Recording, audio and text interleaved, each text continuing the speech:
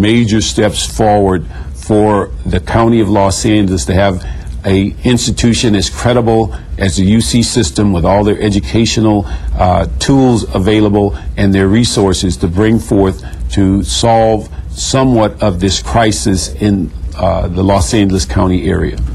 Well, thank you so much, District 8 Councilmember Bernard Parks, for sharing your time with us. There's always so much to talk about. And once again, thank you for joining us here on Council Week in Review. On Wednesday, June 18th, there was a lengthy public comment on a non-agenda item, a proposal for the November ballot that would raise $30 million annually for gang prevention, intervention, job training, and after-school programs. Following is a representation of the public comment on the issue. While there has been a considerable amount of discussion and deliberation with reference to matters of gang reduction, gang intervention, gang prevention, what I find to be most attractive in the motion that is coming before you soon is the matter of giving young people of Los Angeles an alternative. One of the questions which we often ask when members of the staff of the Human Relations Commission discuss amongst ourselves that which is happening within our city, and a question which we also ask in public is, if in fact a young person drops out of school, what is that person dropping into? And of course, all too often the answer is gangs. My name is Charlene Lovett. I'm the mother of Cheryl Green, and I was overwhelmed when I first came up to the podium because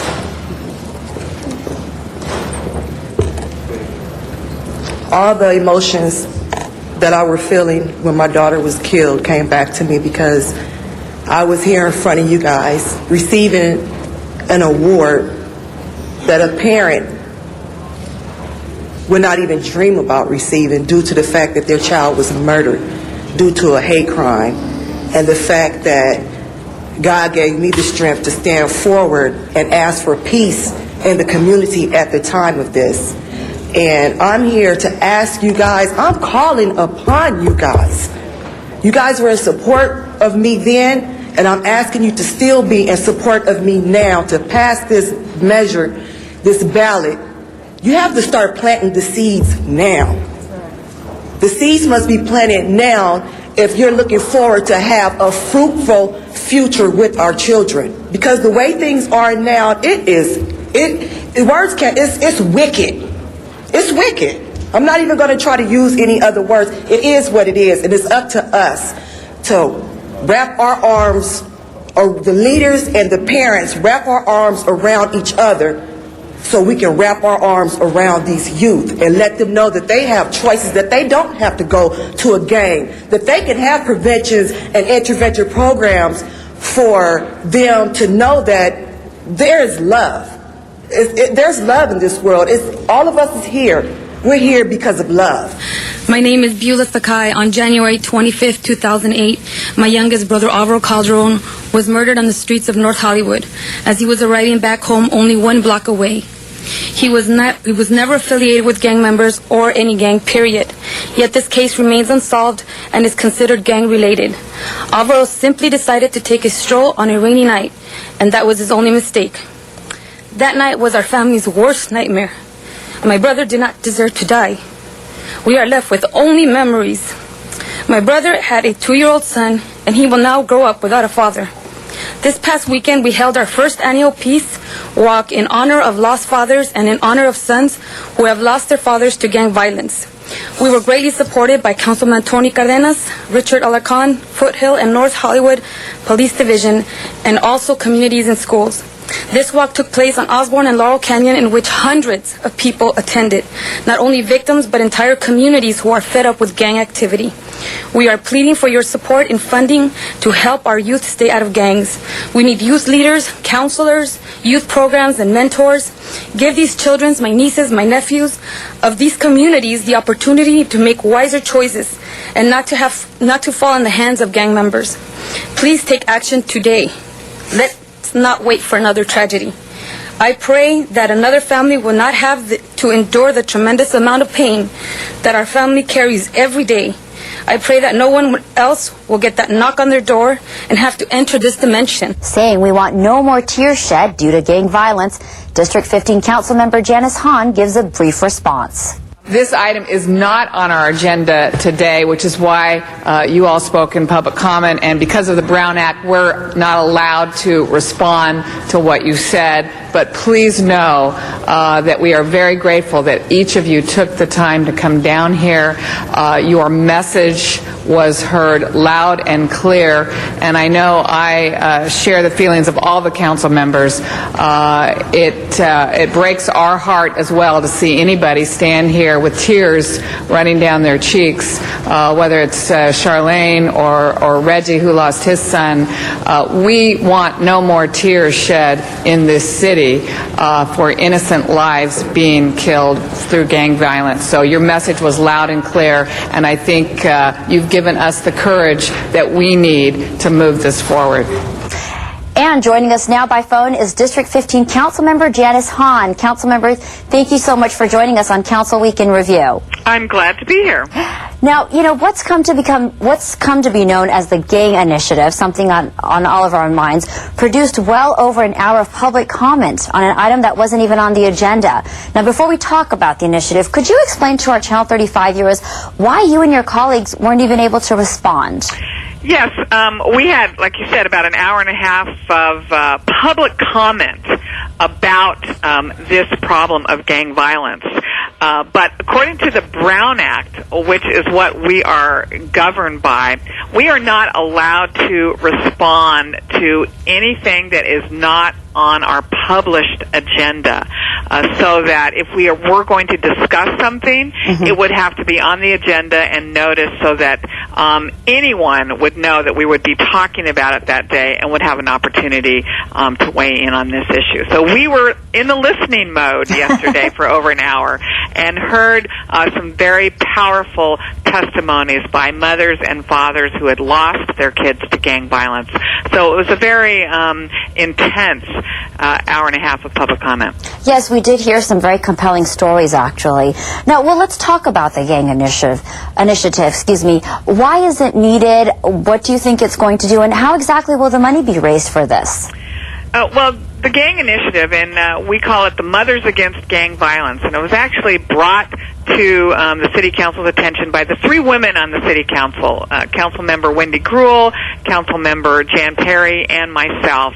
And we've decided that we should have an initiative that we could put on the ballot that would help us raise money to combat gang violence. And we feel that, we've been waging a war on gangs for about 25 years in Los Angeles. We've arrested about 400,000 people in relationship to gang violence. And yet today we've got 7 times the number of gangs and twice the number of gang members than we did when we started this war.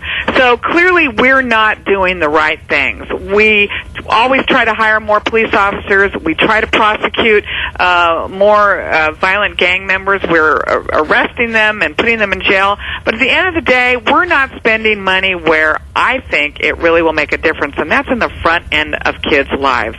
So it's important that we do this because gang violence is now one of the number one issues that people are concerned about in Los Angeles. It affects people's lives, it affects neighborhoods, it affects business, it affects economic development, it affects where tourists decide to go for their summer vacations. So the time is now, and it will be a parcel tax that we ask the voters to approve in November, and it will cost everybody who owns a piece of land, a piece of parcel in Los Angeles, $3 a month, about $36 a year. It will raise about $30 million, and this money, according to the ballot language, can only be spent on prevention programs, after-school programs, job training programs, things that actually will detour kids from joining gangs in the first place. Now, you mentioned the November ballot, so voters really need to be in tune with this proposal and understand it. But what needs to be done to get this measure on the ballot? Well, we need to have 8 votes of the City Council to place this measure on the November ballot. Things can get on the ballot 2 ways, either by a vote of a legislative body or by signatures. And on this one, we think we can have 8 votes on the City Council to place this on the ballot. We'll be taking that vote early in July to meet the deadline to place it on the November ballot. Now, I understand this proposal, you need to raise $30 million. That definitely is a huge amount of money. So what organizations and programs will be eligible for these funds, and who will be responsible for the distribution of the money? It sounds like a lot of money, $30 million, but really when you begin to invest it in our young people, in organizations and programs at work, it really is not even enough to totally combat this problem, but it's a good start. Programs that will be eligible to be funded by this money would be programs like LA's Best, which is an after-school program that's been nationally recognized as a program that helps keep kids in school, helps keep them out of gangs. Crime in a neighborhood where an LA's Best program goes down. So that's the kind of program that would benefit from this. There's a program called the Gang Alternatives Program that is a school-based curriculum program that actually goes into the 4th grade in the LA Unified School District and teaches kids at a very early age how dangerous it is to be even thinking about joining a gang. The Conservation Corps would be another example of a program that would be eligible for funding from this $30 million. And we know that that's an organization that takes young people, many of them at risks, and teaches them skills and job skills while they help clean up different parts of Los Angeles. We know that apprenticeship programs, particularly those that are connected with our unions, that really can train young people and give them job skills, is another type of an organization or program that would benefit this. Basically, any program that can prove that it detours kids from joining a gang will be eligible for funding. This is going to be probably the most accountable, transparent, audited amount of money that we've ever dealt with in the city of Los Angeles. There will be an oversight committee that will decide where the money goes. Only programs that prove that they can work will be funded. If for any reason a program is funded and at the end of the year they have not been able to show success, they will not be eligible for funding the next year. So it's going to be audited by the city controller on an annual basis. So it'll be a very tightly watched pot of money. We know that it's taxpayer dollars, and we know that it's very precious, and we don't in any way want to waste this money on programs that don't work. Now, Councilmember, you've definitely been on the forefront of fighting the gang problem here in the city. What about existing programs? Will they be reevaluated? Will some of them be cut from the funding? Well, right now, no one's getting funded by this money because we don't have it yet. But every program will be reevaluated if they're already getting some, money from the city of Los Angeles. There are programs that have been getting funded that I don't know if they can actually show the kind of evaluation and success that we need to see, and they won't be eligible for this funding. Again, only programs that have been proven to work, and there's really kind of one main criteria, and that's you've kept a kid from joining a gang. You've given a real alternative, or you've helped with job training. You've got a good after-school program or before-school program. There's programs like Aztec Rising, which we saw in the city council today, that takes young people and teaches them the skills to fight fires. And when they graduate from this program, they actually have kept their lives on the straight and narrow, and they've got the kind of skills to maybe one day be hired by a fire department, and we know that makes for a great career. So we've got it pretty much set up that it won't be any fly-by-night organizations. It won't be unproven or untested organizations. They really got to show that they've been evaluated and that they meet the high standards to be eligible for this funding. Thank you for sharing your insight on that. Now, we've been talking about cleaning up gangs, but you and your colleagues have also moved forward to clean up the Port of Los Angeles. Could you tell us a little bit about the Clean Truck program? Yes, I'm very excited. We just adopted the Clean Truck program, and this plan does a couple things. It requires that all the trucks coming into the ports are clean trucks. They've got good, and I don't mean just they look clean or they've been washed. It means the kind of trucks that won't be emitting the kind of diesel particulates in the air that we know happens right now with dirty diesel trucks. And it will also require that all the trucks coming into the Port of Los Angeles will be driven by someone who works for a company. They will be employees of a company. And this achieves the goals of improving public health. It reduces congestion.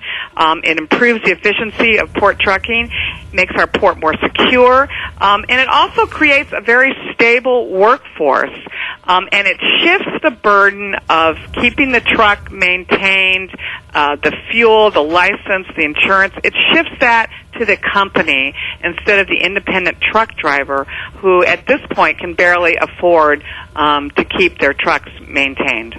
So it definitely seems like a win-win situation. It is a win-win situation. And I've really been fighting about two things since I got elected. One was dirty trucks and dirty air, and the other one was the plight of the independent truck driver. And this plan addresses both of those issues. I see. And now there was a term mentioned during the council discussion on Tuesday called cold ironing. Now I'm assuming that has nothing to do with wrinkled clothes. That's right. It has nothing to do with wrinkled clothes. Cold ironing is another term. We call it down at the harbor alternative maritime power, or AMP for short.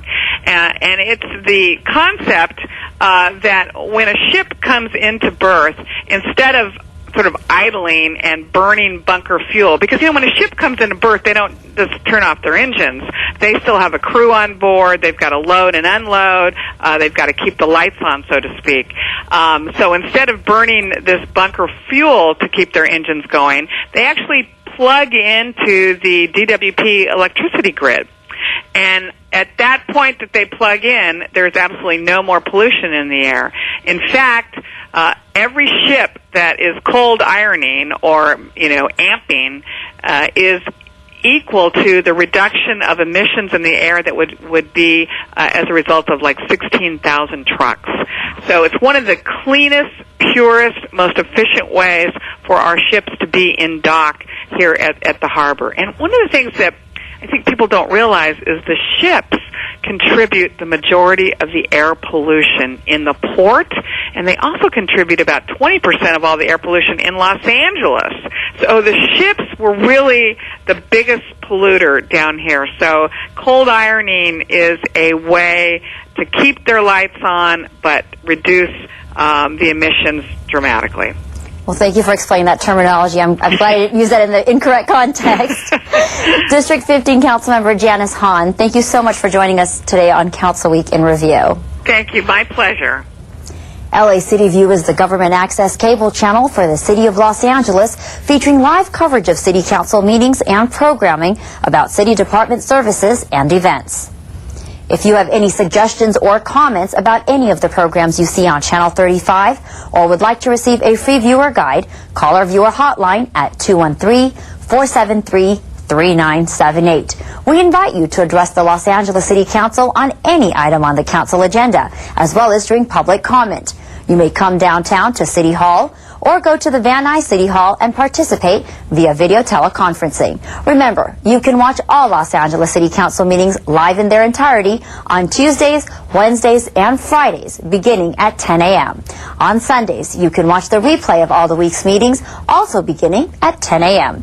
Council Week in Review can be seen Monday through Friday at 9:30 a.m. and 6:30 p.m. and on Sunday at 9:30 a.m. That concludes our program for the week ending June 20th, 2008.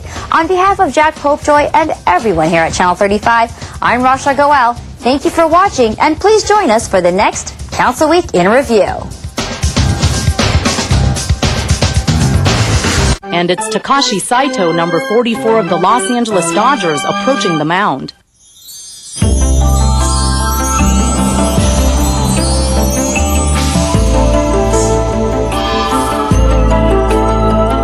All-Star relief pitcher is the 2008 honoree for the Hope of Los Angeles Award for the City of LA's Asian and Pacific Islander American Heritage Month.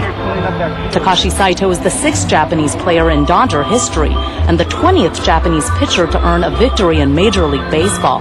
Saito made his debut in the Major League on April 9, 2006, and finished the month with a 2-0 record and a .69 ERA. On May 15, 2006, Saito took over as the closer for the Dodgers and recorded his first Major League save. Saito is known for 3 pitches: a tight fastball in the low to mid 90 miles per hour range, a sharp slider that he uses as a strikeout pitch, and a slow curveball that he uses as a changeup. Drafted in the first round by the Yokohama Taiyo Whales in 1991, Saito played 13 seasons in Japan's Central League, compiling a record of 87-80. Saito had his most dominant season in 1996, striking out a total of 206 batters in only 196.2 innings. In 1998, he drove the Yokohama Bay Stars to their first Japan Series championship in 38 years. One of baseball's top relief pitchers, Saito is a candidate for the prestigious National League Cy Young Award. He was also named to the National League All-Star team for the first time, becoming the 6th native of Japan to appear in this Midsummer Classic.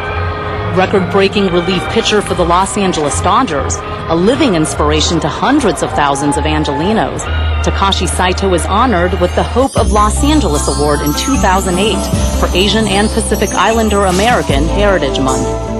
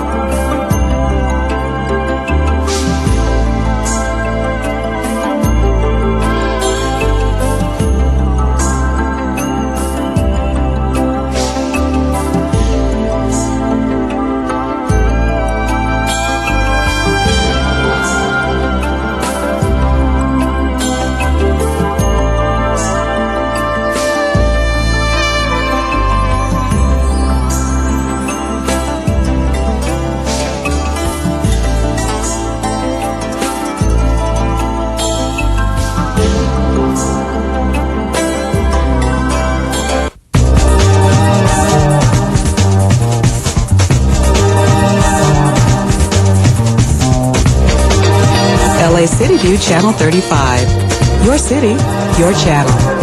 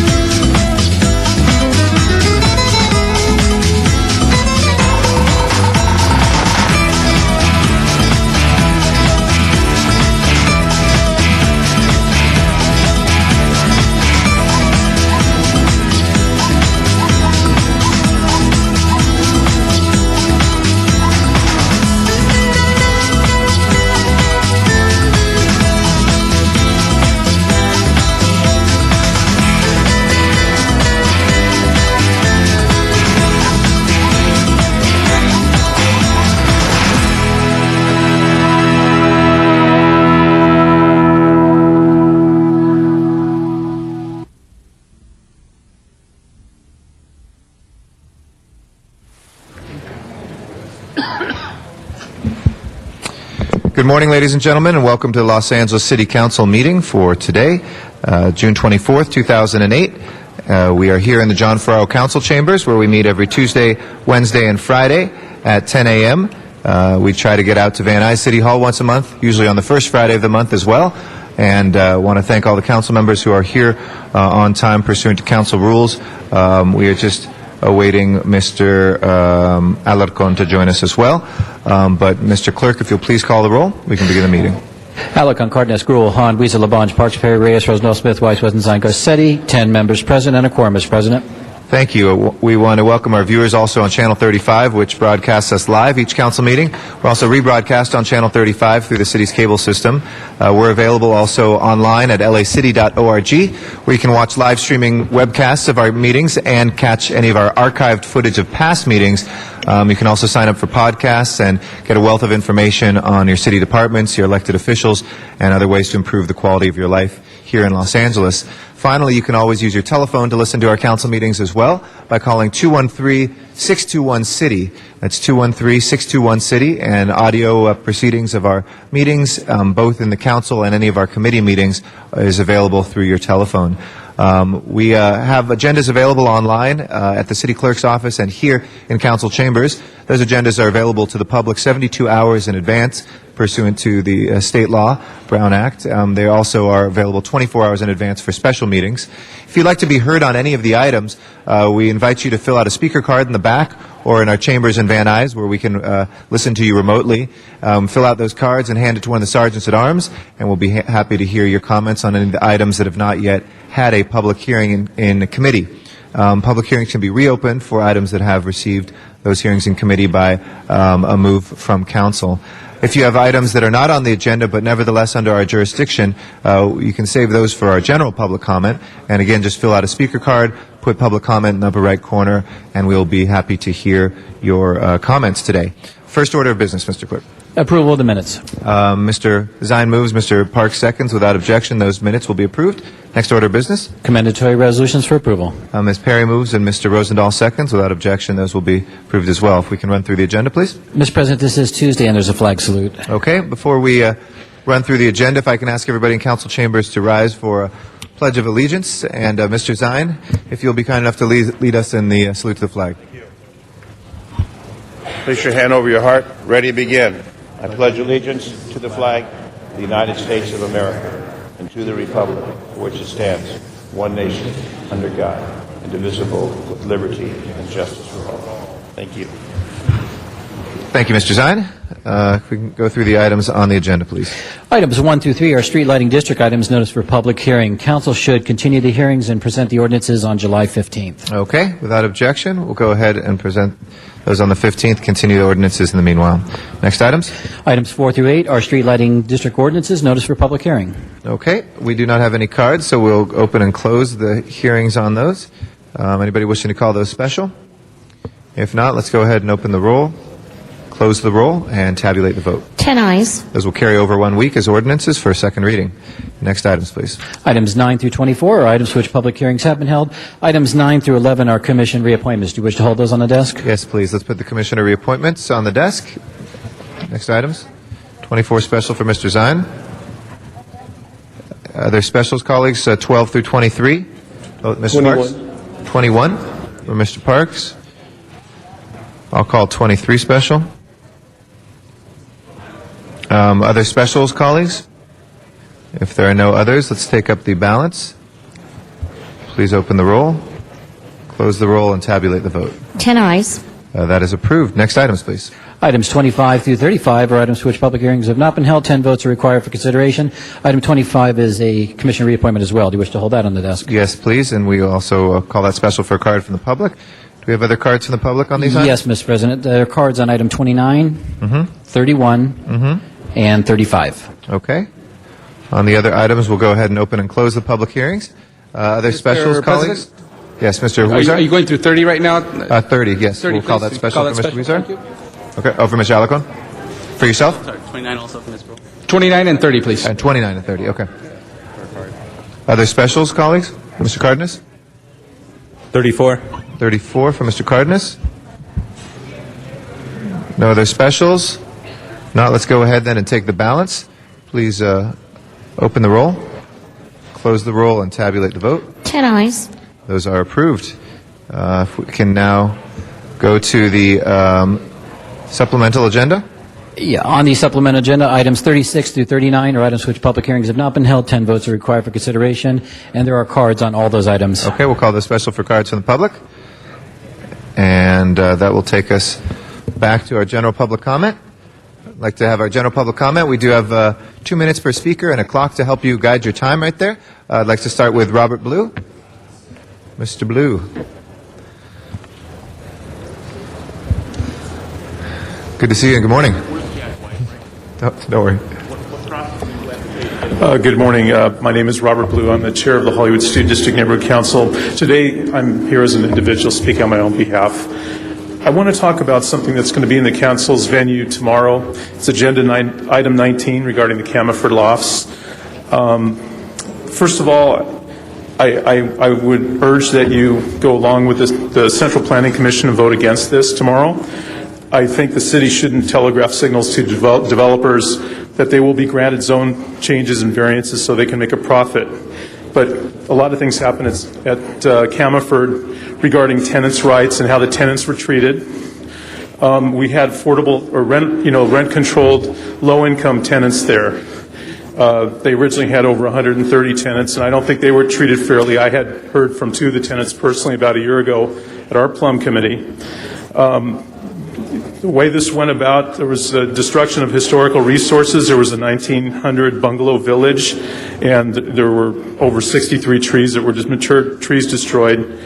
Again, I hope the city endorses the City Planning Commission's recommendation, and I hope next time we don't telegraph to future developers that they will be granted zone variances without really a benefit to the city. Also, I'd like to state that I hope we don't sugarcoat this or praise the developer. The attorney representing this developer also sits on the board of the Community Housing Corporation, and he set up a artificial scenario using the words, but for our contribution of $800,000, there's a rehab project linked on Serrano that wouldn't happen. But in reality, the cost of the housing that's going to be rehabbed in Serrano is going to be $500,000 per unit. So he's not even, the money they're contributing isn't even giving even 2 units. It doesn't even count for 2 units on that. So again, I'd like to just think twice again before we move forward. I think it was like 2 or 3 steps backwards what we lost. And also, we're not including, most affordable housing is indistinguishable and included within the development. Thank you. Thank you very much. Appreciate your comments, Mr. Blue. Sky Anderson is our next speaker. And if I know we have a lot of conversations out there in the audience and elsewhere. If I can ask folks to please keep those conversations to a minimum so we can hear a public comment. Good morning, Mr. Anderson. I'm Sky Anderson, a citizen of Los Angeles for 8 years. Most of you aren't aware I'm a recovering drug addict and alcoholic. When I was 27 years old, I was going through a divorce and went to a doctor and he gave me some sleeping pills. Went home and took 2 of those and I was in heaven. Next morning driving to work, I said, I'm going to do that again. I was addicted to drugs for 20 years. I spent a month there near the end of my recovery, end of my using in a hospital for a month detoxing. Then they suggested I go into a recovery home. I went to a recovery home. I was so crazy they threw me out after a while, but I learned some valuable things on how to stay sober in that recovery home. Today I have a TV show on public access. I'm a community activist. I'm a photographer, etc. I'm very successful. And that's because people supported my recovery. There's an article on the Daily News yesterday about sober living homes and how they're detrimental to our society. The whole thing is based on a man who has a home that he spent $2 million getting, and they put a rehab next door, and he's saying people disturb his kids. He doesn't talk about the millions of people dying from drug addiction, living in alleys, shooting up heroin. He doesn't talk about the people in gangs who can't get out because they have no place to go. People in jail who don't belong in jail but belong in a recovery home. We don't talk about people on Skid Row who are saved by going to recovery homes. The whole article is based on the fact that not in my backyard. We don't want recovering people in my backyard because they're disorderly. Well, people who don't want people in my backyard are literally killing, murdering people. If the city council takes that stance that are going to support these people who don't want something in their backyard, then you are murderers, just like Hitler was. Our next speaker is Michael Hubman. Michael Hubman. After that will be Mort Allen. Good morning. Good morning. My name is Michael Hubman. I'm a human rights and homeless rights activist. Last time I was here, I set out to read a passage from the Gospel of Matthew. I know it was long and it had that biblical jargon. Today I'll paraphrase. Jesus was addressing those assembled on the importance of ministering to those who are hungry, thirsty, in need of clothing, shelter, and health care. And then he made it personal. He said, those of you who do these things for these brothers of mine who are the least among you, or not, do them unto me. Now the sheep and the goats are just symbols. The sheep are those who minister to those brothers of Christ who are the least among us. The goats, they could care less. Now this is my thinking, that anyone who would use the power of the sovereign to harass and torment these brothers and sisters who are the least among us. Why? Because they're unsightly, inconvenient, an embarrassment, an impediment to progress and gentrification. Safer Cities Initiative comes to mind. These folks deserve a symbol of their own, perhaps Hypergoat. However, tomorrow's another day and we can all do better. So ladies and gentlemen of Los Angeles City Council, I ask you that each day that you help to lead this great city, that you be mindful of those brothers and sisters, the hungry, thirsty, sick, old, the homeless, and don't be a goat. Thank you. Thank you very much, sir. Mort Allen is our next speaker.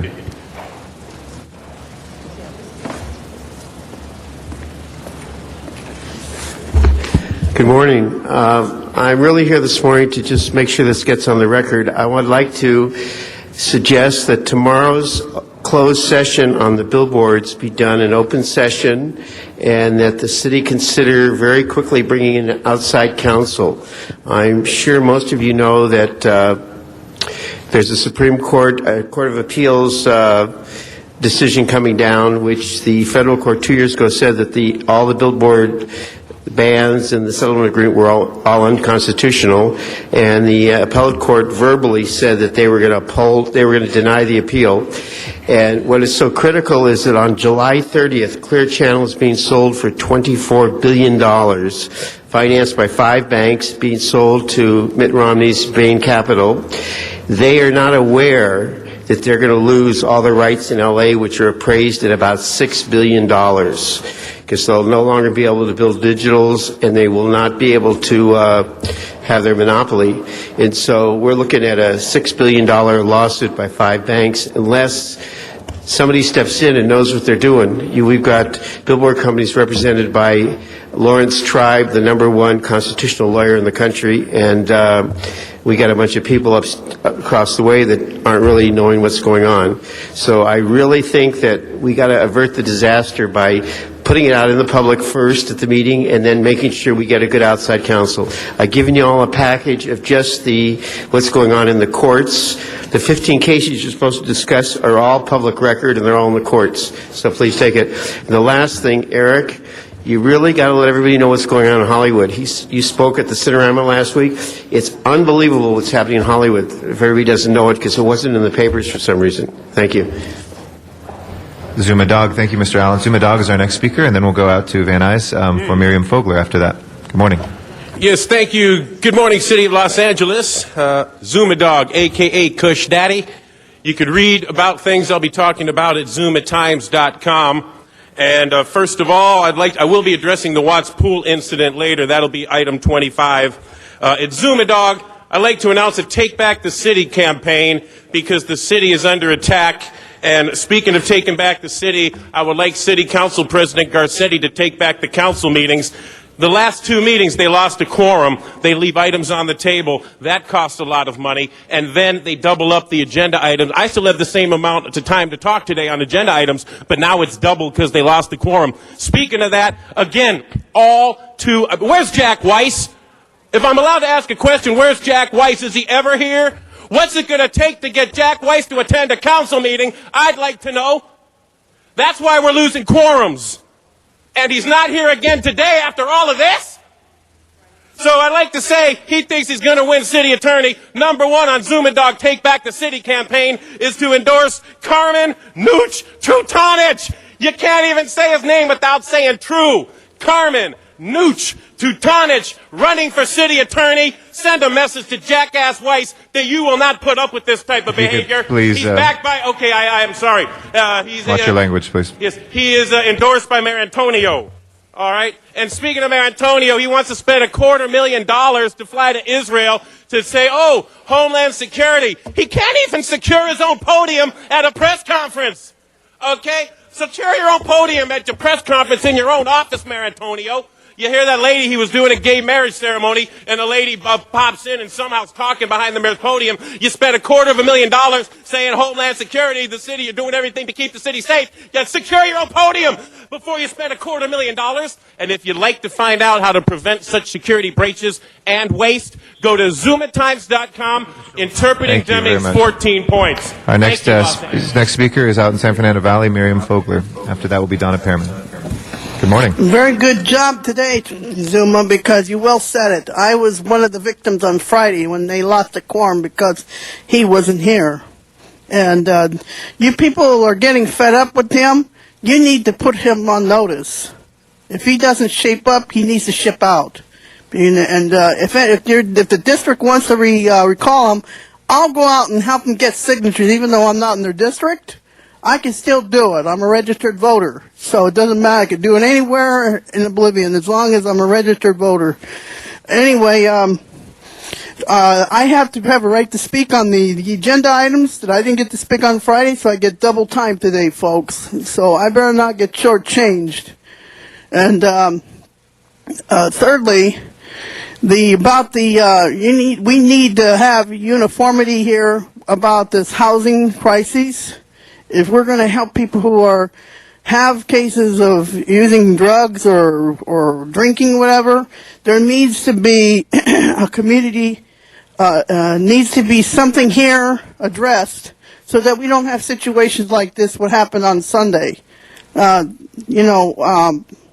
Something's got to be done that the community can work together with the people who are recovering. And there's no reason why we should have dissent and negativity going on in our society. This is ridiculous. We got so much going on here in the international world, and I know it's affecting here too, believe it or not. Because if the Middle East turns into a ball of fire, believe me folks, we're going to have rationing that you never seen before. I was here in 1973, I know what it was like. All the way around the block, waiting 3 hours. Can you imagine that? It's going to be double that because we have so many cars now. And we should be changing our energy here from gas to alternative. We have to do it for the matter of survival. If we don't, then we're going to all be in trouble. Thank you very much, Ms. Vogler. Donna Pearman is our next speaker. After that will be Rick Nightingale, also in Van Nuys. Hello, I'm Donna Pearman. Hello, Mr. Garcetti. Anyway, first I want to talk again. We have trouble with council members staying long enough to complete a city council meeting. I hear you lost quorum Friday after the Dog and Pony Show and public comment. All of a sudden, when you were talking to former councilman Nate Holden, it happened. Okay. Yeah. Okay. Do you have to excuse everyone? Especially on Dog and Pony Show Day? You know it goes longer on these days, especially a problem with Councilman Weiss. According to ZoomaTimes.com, council members are mad about the days he asked to be excused that left him in a lurch. He and Tom LaBonge, Councilman LaBonge, left on Friday. You want to be president, Mr. Garcetti? Please check up if you have enough members at 1 o'clock. I'm also mad about the corruption about Prop R. According to ZoomaTimes.com, there was going to be a meeting before it was held, before it went to the ballot, but it was canceled by guess who? Gil Garcetti. Conflict of interest. Wanted to make sure you had a chance at a third term. If the third term is a good thing, stand on your record and talk to the public and the politicians like an adult and let us choose without any foolery. Saying ain't so, Eric. I heard that there was a problem in council on Wednesday about a council member who was or wasn't sick, and Zuma Dog had to speak on 5 agenda items in 1 minute. Let's do this according to the Brown Act. If you don't excuse so many, one could have left and you could have had a quorum. Why so many city business on Tuesday, Wednesdays, and Fridays? Isn't city council city business? How can you leave city business to do city business? And lastly, why didn't you decide to make up this July and Van Nuys meeting another day? I don't want to wait till August. Van Nuys is as important as Spring Street. And lastly, when the city council loses the quorum, no public no cry. I think our council could do without them. No council, no cry. I believe that's what the city council thinks of the public. Thank you. Thank you very much, Ms. Perriman. Rick Nightingale is our last speaker in Van Nuys. Yeah, good morning. Good morning. You know, I don't think you people realize the time and really you want to count the money that us people like Zuma Dog and the rest of us here take off and come here. It's important to us. I mean, you know, we don't get paid for this. We turn around, gas ain't cheap these days. But we take the time to come here and we expect to be heard when we do. And we feel that it's important that what we have to say. Regarding, like, I see that the DWP is going to be hiring 1,000 new people. I realize the unions will kick. I'm an IBEW member, and it's my own, it's not my local. I was local 11 or 18. But you're going to have to start getting like a double-tier pay scale for a lot of people.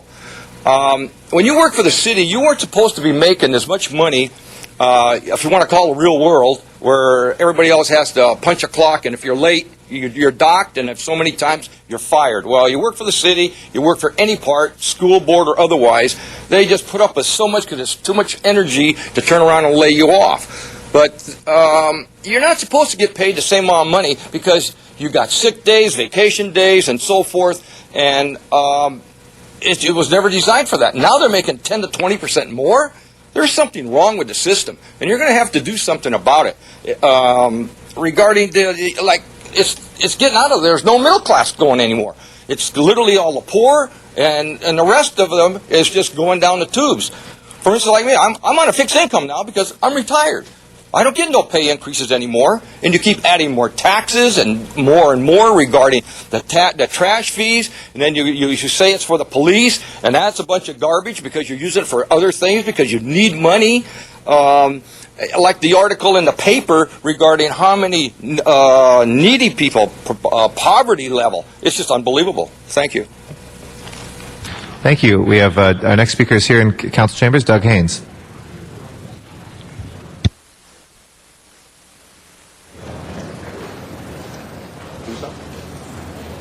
Morning.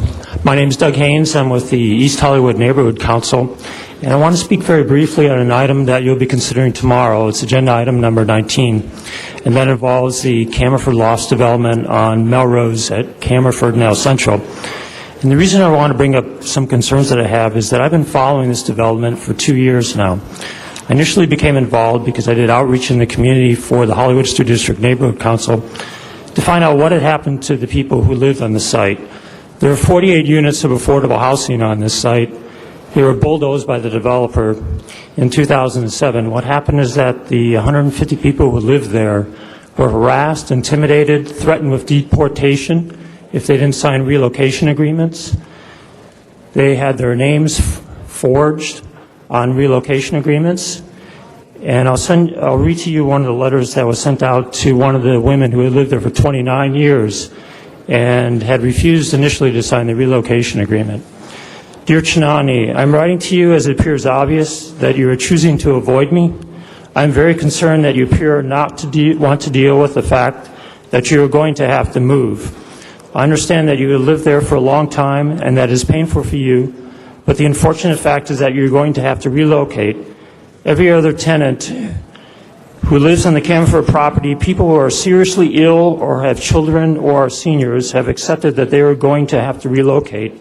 Now tell me what is different with you. I don't think we should be rewarding developers who go in and intimidate and harass people. People who are extremely low income are thrown off property they lived on for decades. One man who lived there for over 50 years. I think it's a shameful event that's happened to this community. And I believe that this development, which the City Planning Commission rejected unanimously as being absolutely inappropriate for this area, needs to be rejected by this council. And I say that because, unfortunately, we're going to have to litigate this if it is approved tomorrow, and I mean that seriously. Thank you very much. Thank you, Mr. Haynes. That'll close our general public comment for today. If we can have two requests. One is to reconsider item number 22, if we can please open the roll on reconsideration of item 22. Close the roll and tabulate the vote. 11 ayes. And that will be called special by Mr. Huizar. And also item number 16 from this Friday. We need to find the council file for that. Mr. Huizar would like to reconsider that as well. Yes, Mr. President, the council file on that is 081563.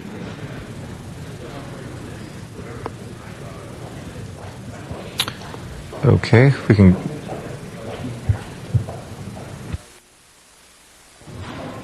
Okay, if we can open the roll on that reconsideration, close the roll and tabulate the vote. 11 ayes. We'll call that special as well.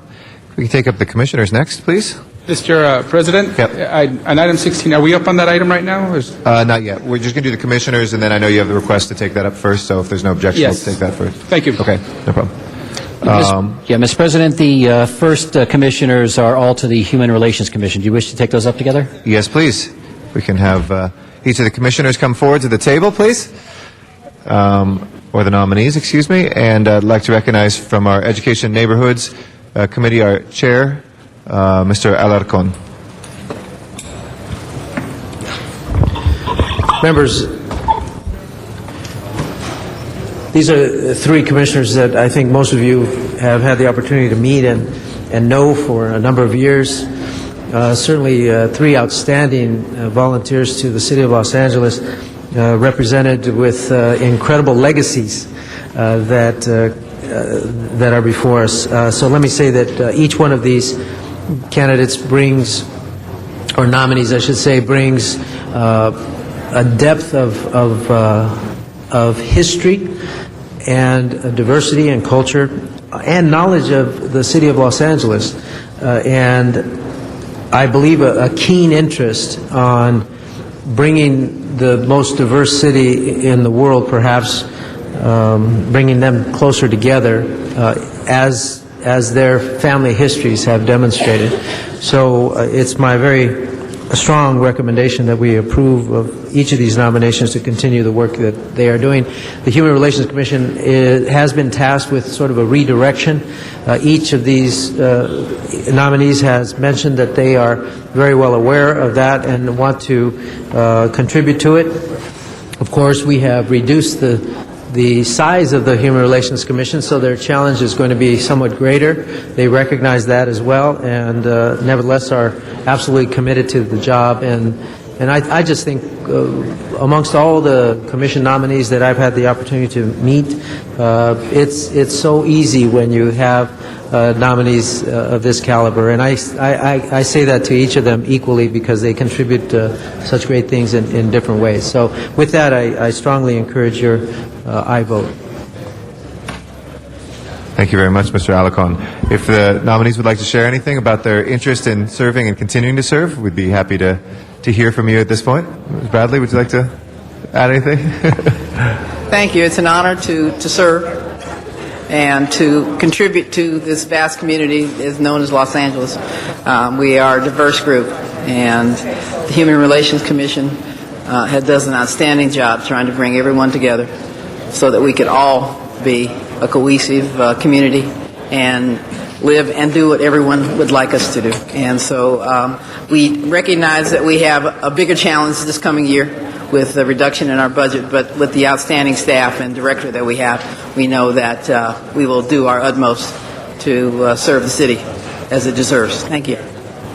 Thank you. I'd like to add. And I would just like to say that I sit between two relatives of icons, Tom Bradley's daughter and Cesar Chavez's granddaughter, and I believe that they both absolutely represent the city so well, and I'm just honored to be a part of the Human Relations Commission because the work is so vital to the city, and I'm just really proud of the work that we are doing, continue to do.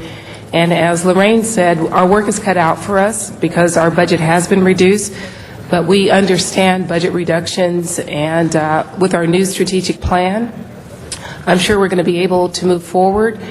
and to implement a lot of the work that Council Member Alarcon has asked us to do, and that is to train others in human relations work so that work can spread throughout the city.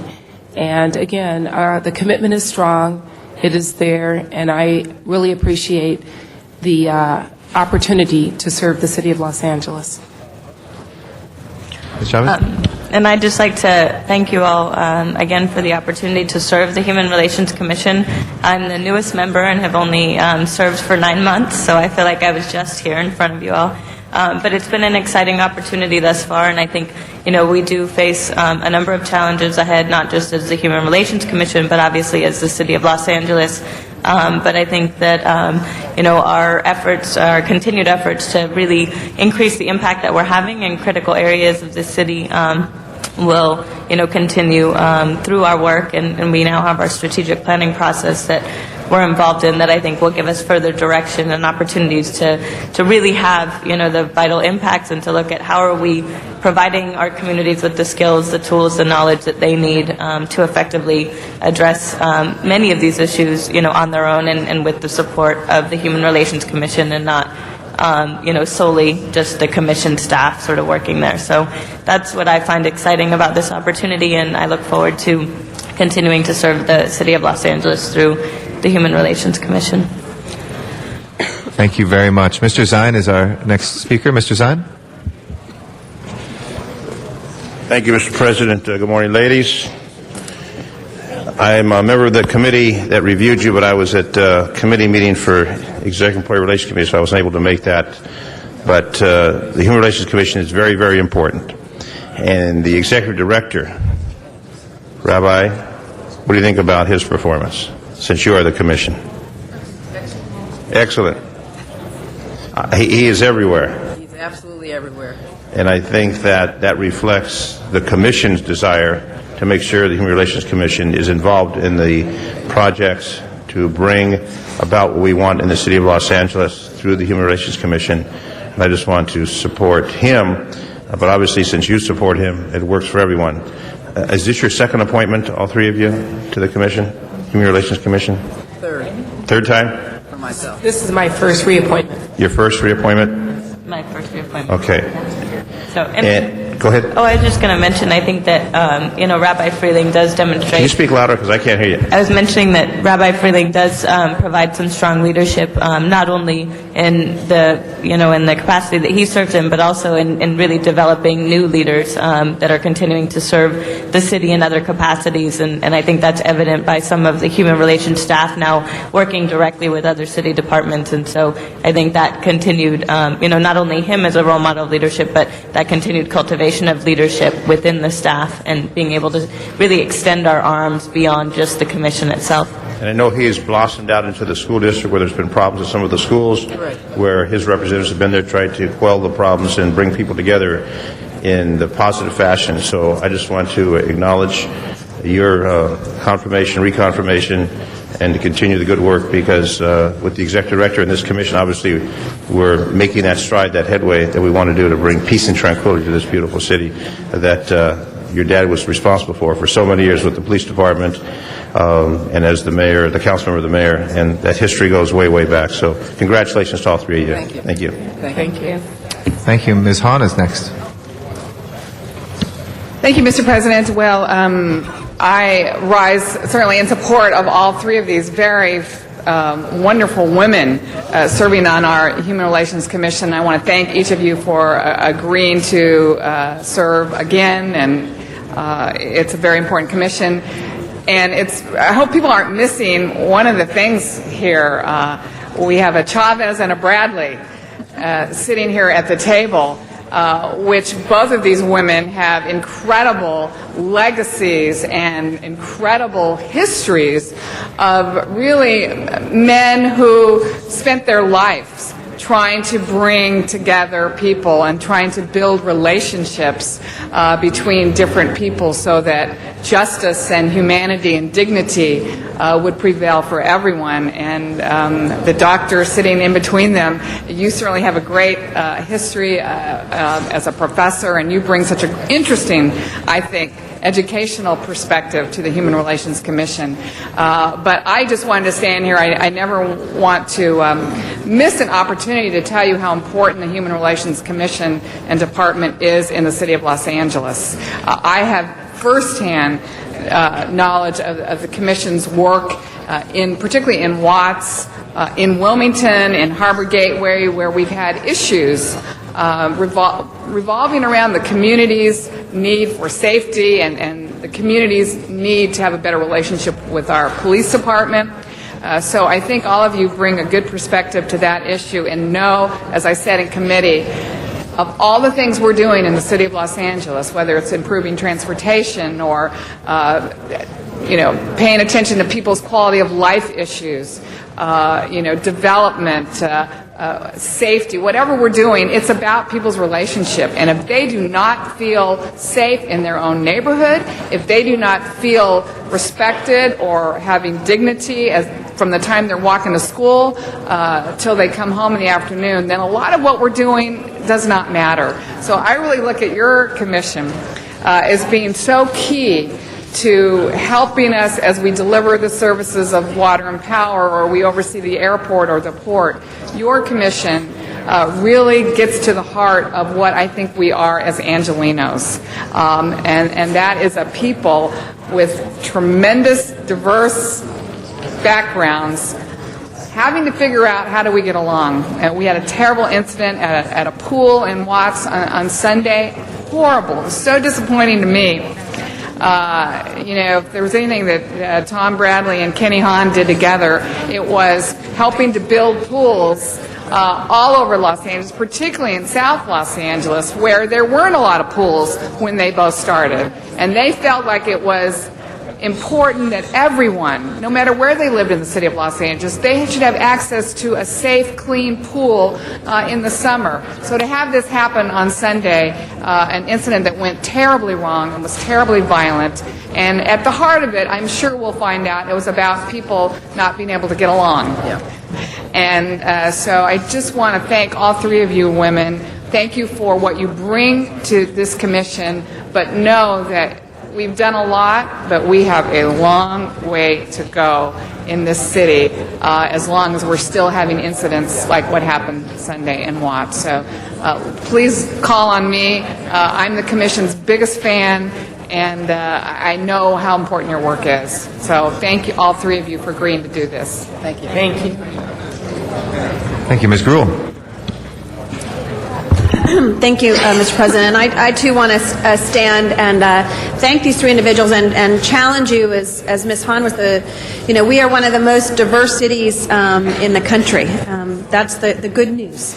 The bad news is that we have some people who don't understand that or appreciate the diversity of Los Angeles and need to have something like a Human Relations Commission. We read every day about acts of violence or verbal abuse, things like that, from people who don't understand a different culture. And I think the Human Relations Commission has particularly stepped in to areas like within the school district and the importance of the role that is played so that it is not just separating people that day and so that fight doesn't happen again, but really getting to the root causes of why that fight occurred. And that we all benefit when people can get a good education and feel safe at their schools and in our communities, and so important. And I know that was something I learned from Tom Bradley, working for him during my younger years, the importance of that and to celebrate it. And I just wanted to add my congratulations and thank you and hope. I've been doing this a lot lately, which says we don't want to just hear from you when you come back for your appointment. We want to hear from you and say, you know what, we really could use your help on this issue with the school district, or we could use your help within this community, and to get a few council members together to be of assistance, because we trust you in what you're doing, but we also want to offer our assistance, and to be able to do that, and what kind of trends you're seeing, city policies, departments that may not be doing some of the things we'd like them to do and addressing immediately. As Ms. Hahn mentioned, some of the issues within our pools and the park areas, sometimes that is an area where we can be more effective. And so I challenge you to let us help you in that process, and thank you for your commitment in doing these. These are very tough personal issues that people are dealing with, and you are stepping into that and have been, but also continuing. So I appreciate that and want to congratulate you and to stand up and say I support you 100%. And with that, ask also for an aye vote today. Thank you, Mr. Garcetti. Thank you. Mr. Parks is next.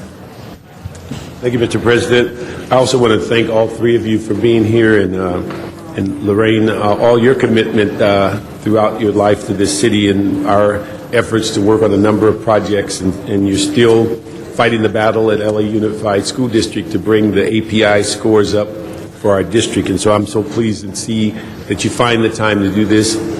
And Yasmin, also I want to thank you for what you're doing as relates to the historical black colleges, exposing our kids to an experience as it relates to education, which they may not have ever gotten, and get a chance to get outside the city and see the kinds of opportunities.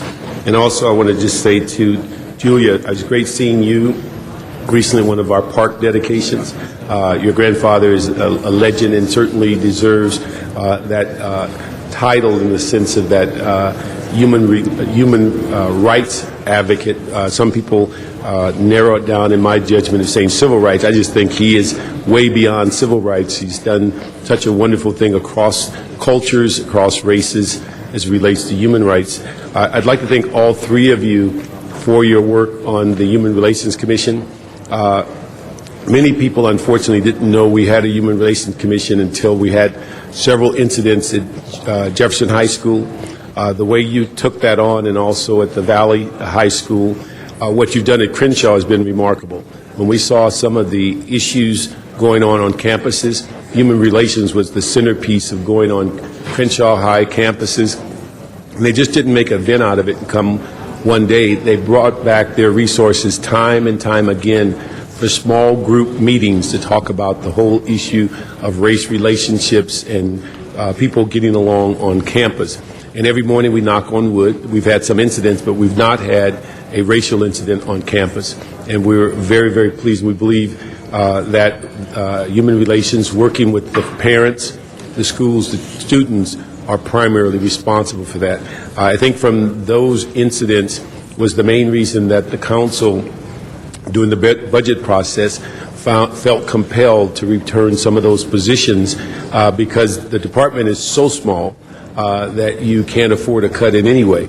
And so it was important to all of us that we restore what we could, because there's so many great things going on in the city because of your leadership and your direction in that department's hand-on activity. So thank you for being here. Thanks for coming back through the process the second time in 9 months. But it is important that you serve, and it's important that you put yourself in a position to lead in this city. Thank you. Thank you, Mr. Parks. Mr. Cardenas is our last speaker. Thank you. I'm not going to ask any questions, but I just want to respectfully remind you that we count on you to help us as policymakers with your department. For example, this past budget cycle, there was a proposal from the mayor's office to cut your department over 50%. I didn't agree with that. Thank God my colleagues didn't agree with that, and we restored over $200,000 of that. But I know it's difficult. You're appointed by the mayor. You're here to serve the community. You want to remain positive. You want to do everything that you can to continue to move forward and make the best of the situation. But your department was the only department that was getting cut over 50%. So that seemed kind of awkward to me. But with all due respect, from my perspective, your department is extremely important in this order. The most challenged communities need you the most. the most affluent communities and not so challenged on the street level really are probably glad you're here. Philosophically, they agree that we should have this commission and the work that you do is important. But it doesn't necessarily affect those communities as much as it affects the most challenged communities. And that's the wonderful, tremendous work that the field people do in your department and your commission. So in the future, being that you're likely going to be through at least 1, 2, or 3, or maybe even as many as 4 budget cycles while you're on this commission, try to find a way to respectfully communicate with this body if in fact there's something that's either inconsistent or something that needs to be reviewed or something that needs to be rethought, regardless of where the idea comes from. I would really appreciate that, because it was at the last minute in the last few days of the budget cycle that I got engaged, because I'm not on the budget committee, and I got engaged and I thought it was enough of an issue for me to insert myself and try to figure out how to find the money. Fortunately, we were able to find the money, and we were able to restore some modicum of what you need as a department, as a commission, to do the good work that you do on the street. The work that comes out of your Human Relations Commission is actually life-saving work. And to certain communities, it makes a difference. And to other communities, again, philosophically, they're glad you're here, but they don't necessarily need you for those purposes. My community needs you. Many communities need you. So if there's some way in which you can figure out how to communicate with us better next time, I would really appreciate it. And thank you for all your wonderful work. I'm not asking you to answer me, but I understand what a difficult position it puts you in when there's that proposal out there and you're watching the tussle between the mayor's office and the council and everybody else in between. Thank you. Thank you very much, Mr. Cardenas. That'll complete the council members wishing to be heard. So let's go ahead and take a vote on the nominees. We can please prepare the roll and tabulate the vote. 11 ayes. Congratulations. Round of applause for our commissioners. Thank you all very much. Congratulations. We have one more commissioner, and Mr. Weezer, did you want to be heard? We have one other commissioner, Children, Youth, and Families. You want to knock that out, and then we'll... Okay. All right. Hold on one second. That is item 25, and that's the reappointment of Ms. Lucia Diaz to the Commission for Children, Youth, and Their Families. We'll just... Okay. If we can ask Ms. Diaz to come forward to the table as well.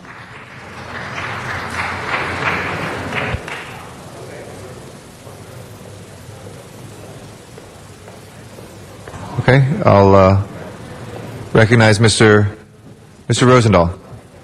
Mr. Rosendahl. The energy that we just had, Mr. Weezer and I, is basically because Lucia Diaz is in the 11th District, and I'm honored to have her in the 11th District. The Mar Vista Family Center is something that she helped create 30, 40 years ago that is a true model of how you take all parts of a family and you bring them together and you make a huge difference, especially in the young people's lives, in giving them an opportunity to have options other than gangs. This is intervention and prevention strategies. This is after-school programs. This is mentoring programs.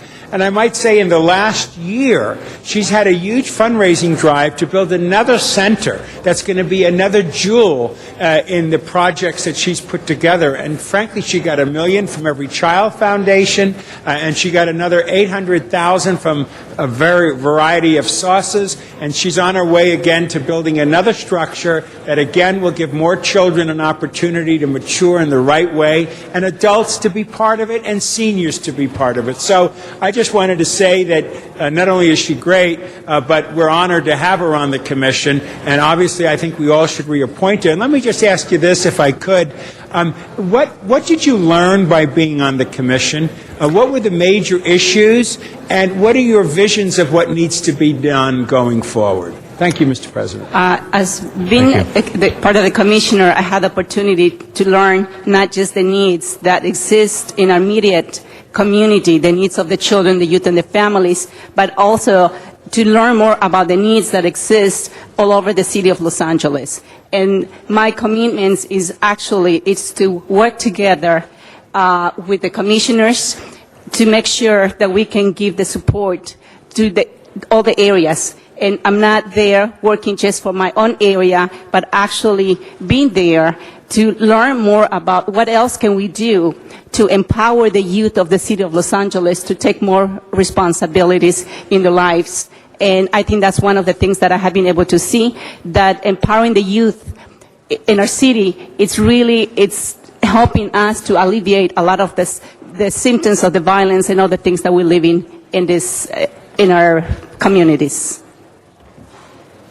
And when you look at the challenges ahead, what do you see as the biggest challenges in getting that vision into reality? I think one of the biggest challenges that I have faced being a commissioner is actually, I think, the accountability of some of the youth that are being appointed and not really being consistent into their commitments that they do as being appointed to become representative in their own district. And I think if we have more of the youth who are appointed by each council member and become accountable into their commitments, I think that actually we can contribute a lot more. But I think that's one of the biggest challenges, is to be able to outreach more and not having enough of the support. It sounds absolutely right. And Lucia, right to your backside, would you all just stand up for a minute? Tell us who they are and why they're here. Just look at them and give us a quick story. Yes, this group of people that you see over here are our youth members from the Mar Vista Family Center. We call the Buy Youth for Youth. It's a program that is totally led by the youth for the youth. These are our young leaders from our community.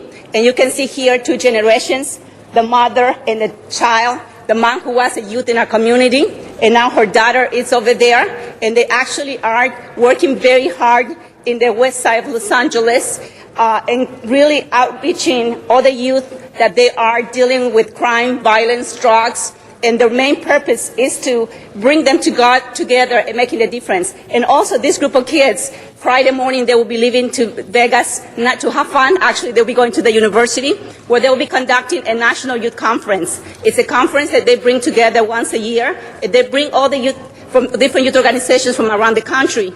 And what they do, they come together to learn about solutions, about how they can deal with issues that are affecting their community. So that's why I think this is a very powerful, and this is our leaders. We always say these are not the leaders of the future. These are the leaders of today. Why? Because they're making the difference right now. And I wish that we can have more of the support, that we can outreach, not just if we outreach in the national way. I think we can do more outreach locally too, into empowering our youth the same way how they're doing it. So I strongly believe that our youth, they have the capacity to go out there and to empower all the youth to make the difference. But they need our support. So I'm very proud to say this is a very small group. We have 70 leaders in our community. And I think these are the kids, 70 kids that have been able to do a lot, serving more than 300 children, younger children in our community, and outreaching all the youth in all the communities too. So these are the Buy Youth for Let's give Youth. them a round of applause, colleagues. When we talk about intervention and prevention and all the other lines we talk around here, that's the solution. Are those young people engaged and generation after generation working together to make a difference on it? I just love you for all of that. Thank you, Mr. President. Thank you very much. We appreciate your presence here, and thank you, Mr. Rosendahl. With that, let's go ahead and prepare the roll on the nomination.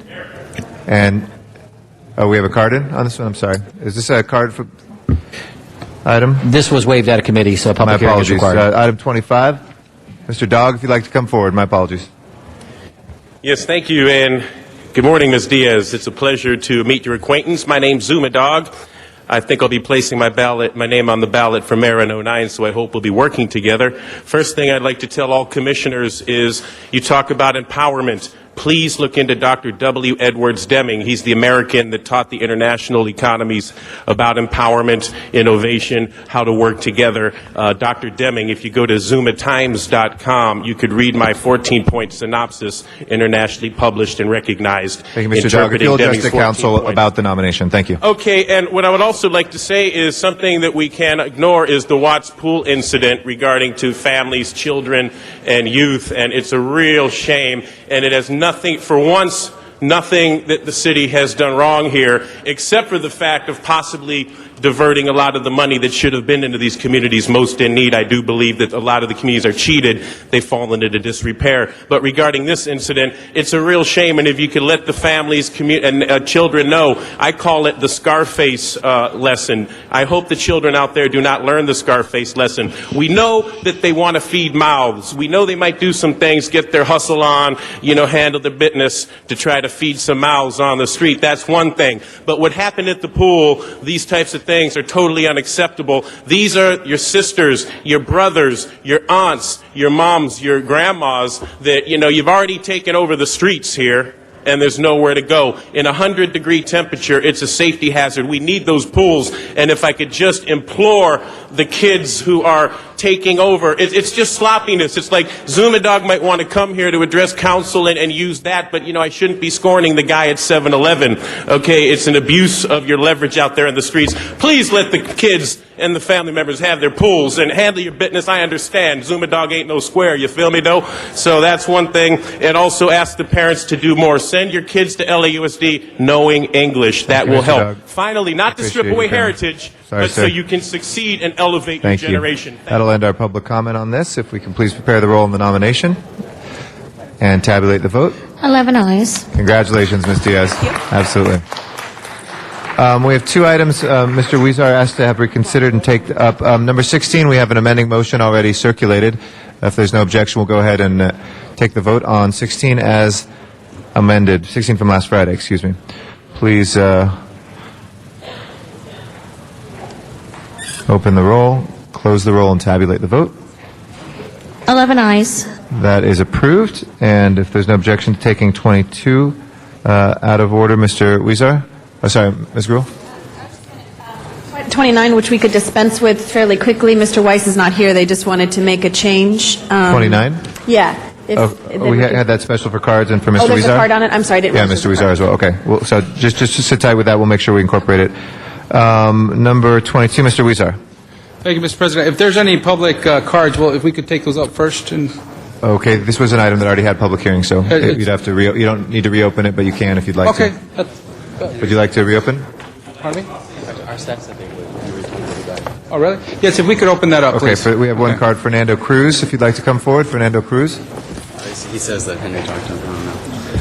This is the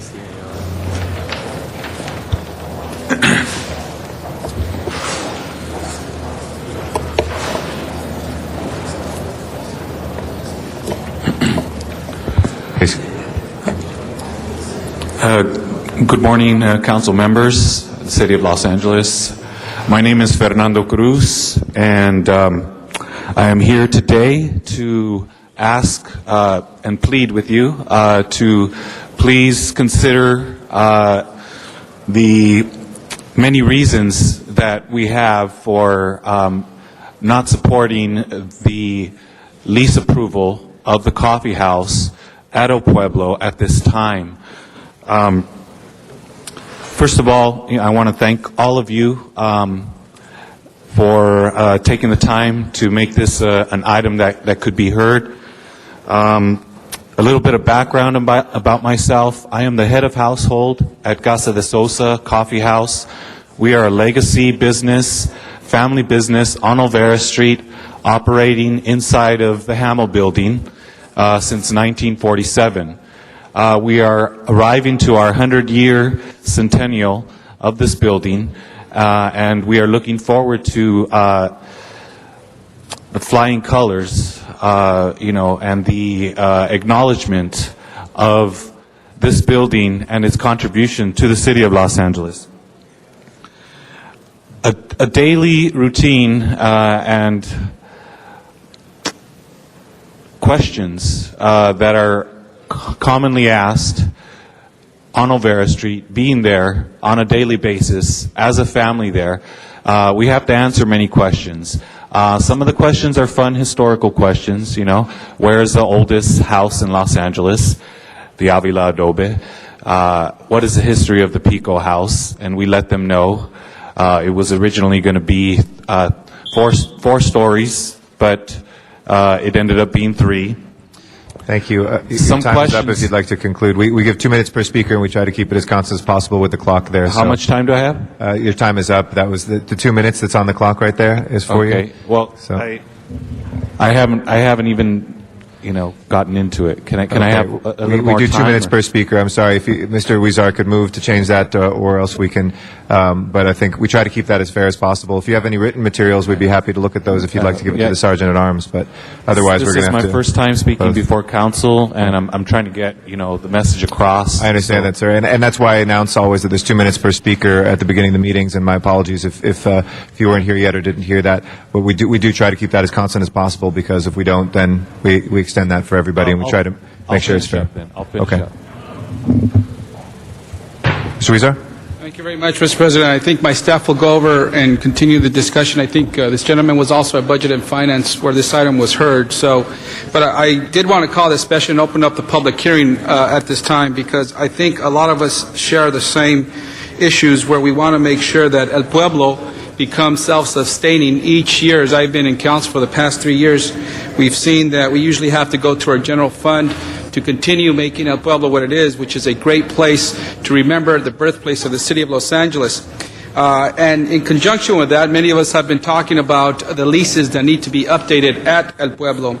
And we believe that the lease that is before us is a template, an example of what can be done for the other leases that need to be updated to today's standards. It not only provides for moving forward to charge tenants with water that has not been charged in the past, but it also allows for 2 streams of revenue. One is the base charge for rent, and the other is going to be a profit-sharing rent charge that some of the profit will go to El Pueblo. Hopefully, this lease is used as a template for future leases, and also makes use of a building that has been sitting vacant for years. It is the Bank of America building, if some of you may know it as you drive down Main Street on the right-hand side as you pass the plaza, and that has been sitting vacant for years. We want to make sure that we utilize the space that is available, and that we acknowledge and get some of the revenue that could be realized from that space. So I think this is a great first step. This past few months, we've actually increased some of the parking charges in the area that have not been looked at for market rate in a very, very long time. We worked with some of the tenants in the area to make that possible, to increase the revenue for the area. And I think we're doing the best to ensure that El Pueblo continues to thrive with sufficient revenue, and at the same time work with our tenants to come up with something that's rational and fair for everyone. So I would urge your A vote on this. Thank you very much. Thank you, Mr. Huizar. If there's no other council members wishing to be heard, it's time for us to take the vote. We will please open the roll, close the roll, and tabulate the vote. 11 ayes. Okay, that is approved, and I know that Mr. Huizar's staff is available to speak with you too, sir. Thank you very much. Next item called special, please. Item 21 was called special by Councilmember Parks. Okay, Mr. Parks, item number 21. Thank you, Mr. President. I'd just like to ask if we could send this item back to Public Safety. During the deliberations of the budget for 07 and 08, this item was discussed in depth, and the Budget and Finance Committee gave some very explicit directions about pooling of these resources upon purchase.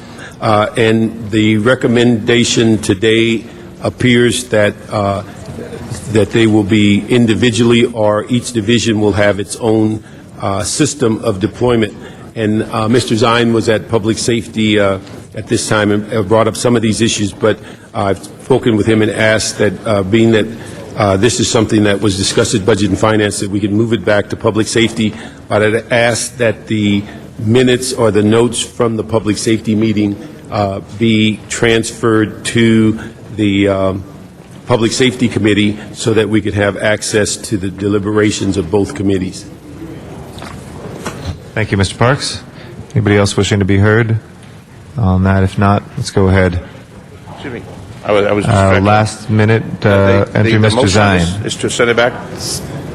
Okay. Is that all right? Yeah, thank Okay. Without objection, we will go ahead and do that. Next item, please. Item 23 was called special by Councilmember Garcetti. Why don't we hold that on the table well, let's go ahead. We'll just take a vote on it today. Please open the roll on 23, close the roll, and tabulate the vote. 11 eyes. Thank you. And just as a point of information, those enterprise zone designations, which can yield quite a bit of tax relief for the businesses that are in the East LA State Enterprise Zone, if they contact council members Huizar, Reyes, or myself, we can help your business to make sure that you get the tax credit for being in one of those areas. Next item, please. Item 24, called special by Councilmember Zine. Mr. Zine. Thank you, Mr. President. On this matter, I want to reconfirm that position authorities were removed from the proposal on number 24, and just want to confirm that the position authorities were removed. If someone could answer that from whichever department's appropriate. Supply management systems. So that the only question is that during committee we discussed this, and it was waived by the personnel committee, my committee, with the condition that the position authorities were removed from the proposal. If that's the case, then we would recommend approval on this. That's correct. They were removed. Perfect. Thank you. Mr. President, approval on this then. Thank you. Okay. Go ahead. Let's open the And roll. Mr. President, just a technical correction here. Item recommendation number 6 should actually be an instruction to the clerk to place on the agenda for July 1st. Okay. Without objection, we'll make that change. And please prepare the roll on 24 and tabulate the vote. 11 eyes. That is approved as well. Next item, please. Item 29, called special by Councilmember Huizar, and there are cards on that. Okay. Mr. Huizar, do you want to take the cards from the public first, or do you want to... Okay, we'll do cards. That was for Ms. Gruhl. Okay, should we take the card first? Okay, Mr. Dog, if you'd like to come forward on 29.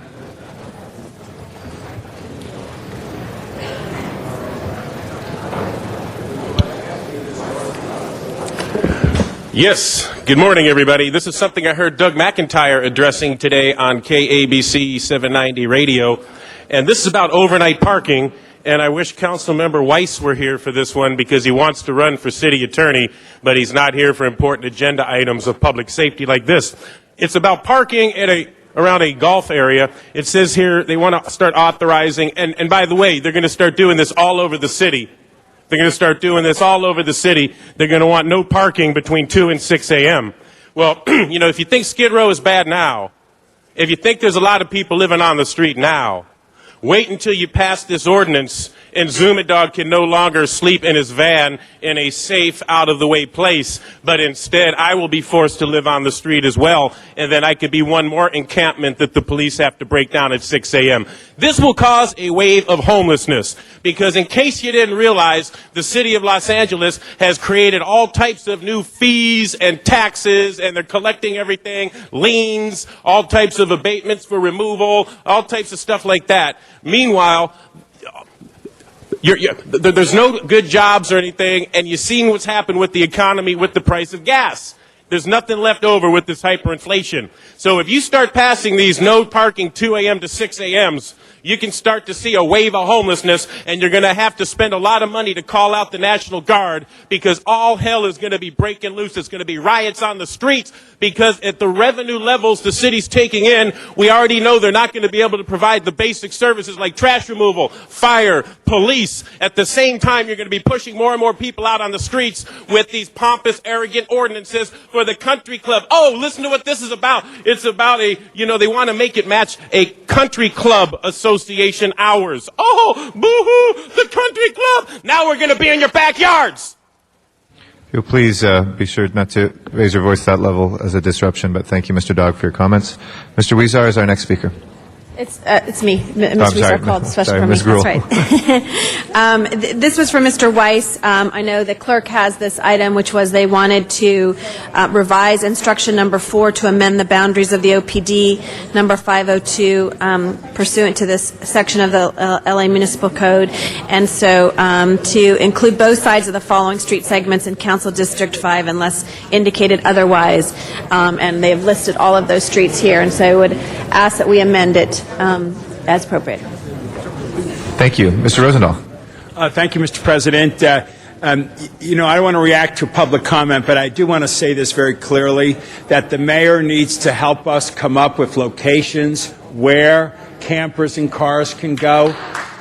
I actually have a big issue in my district, and I am processing 40 blocks from the same problem that people who can't afford to live in homes are living in campers. In my district, people who live there can't even park their cars. It's a big issue, and we need leadership from the mayor to help us find locations where these campers and cars can go. We need to work this out. Other cities like Santa Monica have just thrown them out, and El Segundo and all these other places, and all of a sudden it's all concentrating in various areas in our city. It's a big deal, and as much as I really respect my neighbors and community people, we need to find a strategy of where these people can go. And I appeal to the mayor to show leadership on this issue. Thank you, Mr. President. Thank you, Mr. Rosendahl. With that, let's go ahead and open the roll, close the roll, and tabulate the vote. 11 ayes. That is approved. Next item, please. Item 30, called special by Councilmember Huizar. Okay, Mr. Huizar, item number 30. Thank you very much, Mr. President. And this item here is really, I called it special for two reasons. First is the importance to highlight the need for the city to do more to conserve energy in our own buildings. As many of you are aware, Controller Laura Chick put out an audit that we could do a whole lot more in our own buildings and save money, and also do more to save the environment. So I just wanted to highlight that and put this on our radar, that this item will be coming back to the Audits Committee. But I also wanted to highlight that as the chair of the Audits and Governmental Efficiency Committee, many of these motions that are proposed in these chambers after Controller Laura Chick has done her audit will now be waived out of my committee so that we get to them immediately. We have one step where they go to my committee and then we send them to council for approval. In order to avoid that delay in time, and in order to avoid the delay we put in hearing the audits that Controller Laura Chick puts out, we're going to waive these items, these motions, and bring them straight to council so that our departments get to work on them right away. Because many times these audits sit for a while and don't get addressed, and we want to expedite these issues as quickly as possible. So this is an item that is of utmost importance, and we will do a lot once we get these reports back from the departments so that we address the issues of implementing those recommendations by Controller Laura Chick that will not only save the city more money, but also save our environment. Thank you. Thank you very much. Ms. Gruhl. Thank you very much, and thank you, Mr. Huizar, for your leadership on this issue. And I think everyone was a little surprised when we saw that audit of the items that we had a lot of talking about, but the action challenges that were before us. And so I introduced a motion, I think, on the same day, very, very similar, but has some additional structures. And I know Mr. Huizar has indicated he'll waive that out of his committee. And I haven't had a chance to talk to my next-door neighbor here, Mr. Cardenas, about doing the same, because what it does do is very complementary to this motion. It does ask for designation of an oversight agency, which the mayor has subsequently done, which is identifying GSD as the coordinating agency. It also, some of the recommendations has setting goals and objectives for energy conservation programs, as mentioned, the adequate funding and some real policies. And so I think that recommendations will even grow on what Mr. Huizar said, and to work together to do this. And I think that the Environmental Affairs Department can also help in expediting some of the implementation of our citywide energy conservation efforts, because they are critical to the action of this. So I wanted to stand up in support of Mr. Huizar's motion and the importance of having action taken, as we said, not just the talk we have about conserving, but really have measurable goals and a way in which we can hold people accountable over that period of time to demonstrate that we are not just walking the walk, not just talking the talk, but walking the walk in the city of Los Angeles, as we ask all of our constituents to do the same. So thank you very much, Mr. President. Thank you, Mr. Huizar and Mr. Cardenas, for your leadership as well on this issue. Thank you very much, Ms. Gruhl. And with that, let's go ahead and prepare the roll and tabulate the vote. 11 ayes. That is approved. Next item, please. Item 31 was called special for cards from the public. Okay, item 31 is next before us. Our first speaker card is Zuma Dog. 31. Mr. Dog? Okay, he waves. We'll go out to the San Fernando Valley. Miriam Fogler will be our next speaker. After that, Donna Pearman. I wanted to let you know that we have a right to double time again like Friday. We wouldn't have not spoken on 2 of these fee waivers, so you have to allot me this extra time. I'm just reminding you. And second, we need to have a meeting out here in the San Fernando Valley July 8th, Tuesday, instead of being waived till Friday, till August, the first of the month. So, just saying that I miss Sharon Brewer with all her tallies here, but this is way out of line. Giving money to the El Pueblo should be done through charity and should be done through other ways, not the city providing the money. But that's another way of how it works. The fee waivers, same thing here. All these different things here. I don't know why they can't raise money.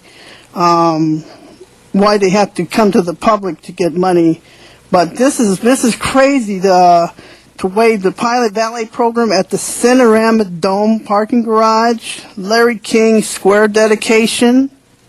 I mean, where are these people getting the money? What is this? All this money that we're spending, and why I thought we were supposed to be watching it.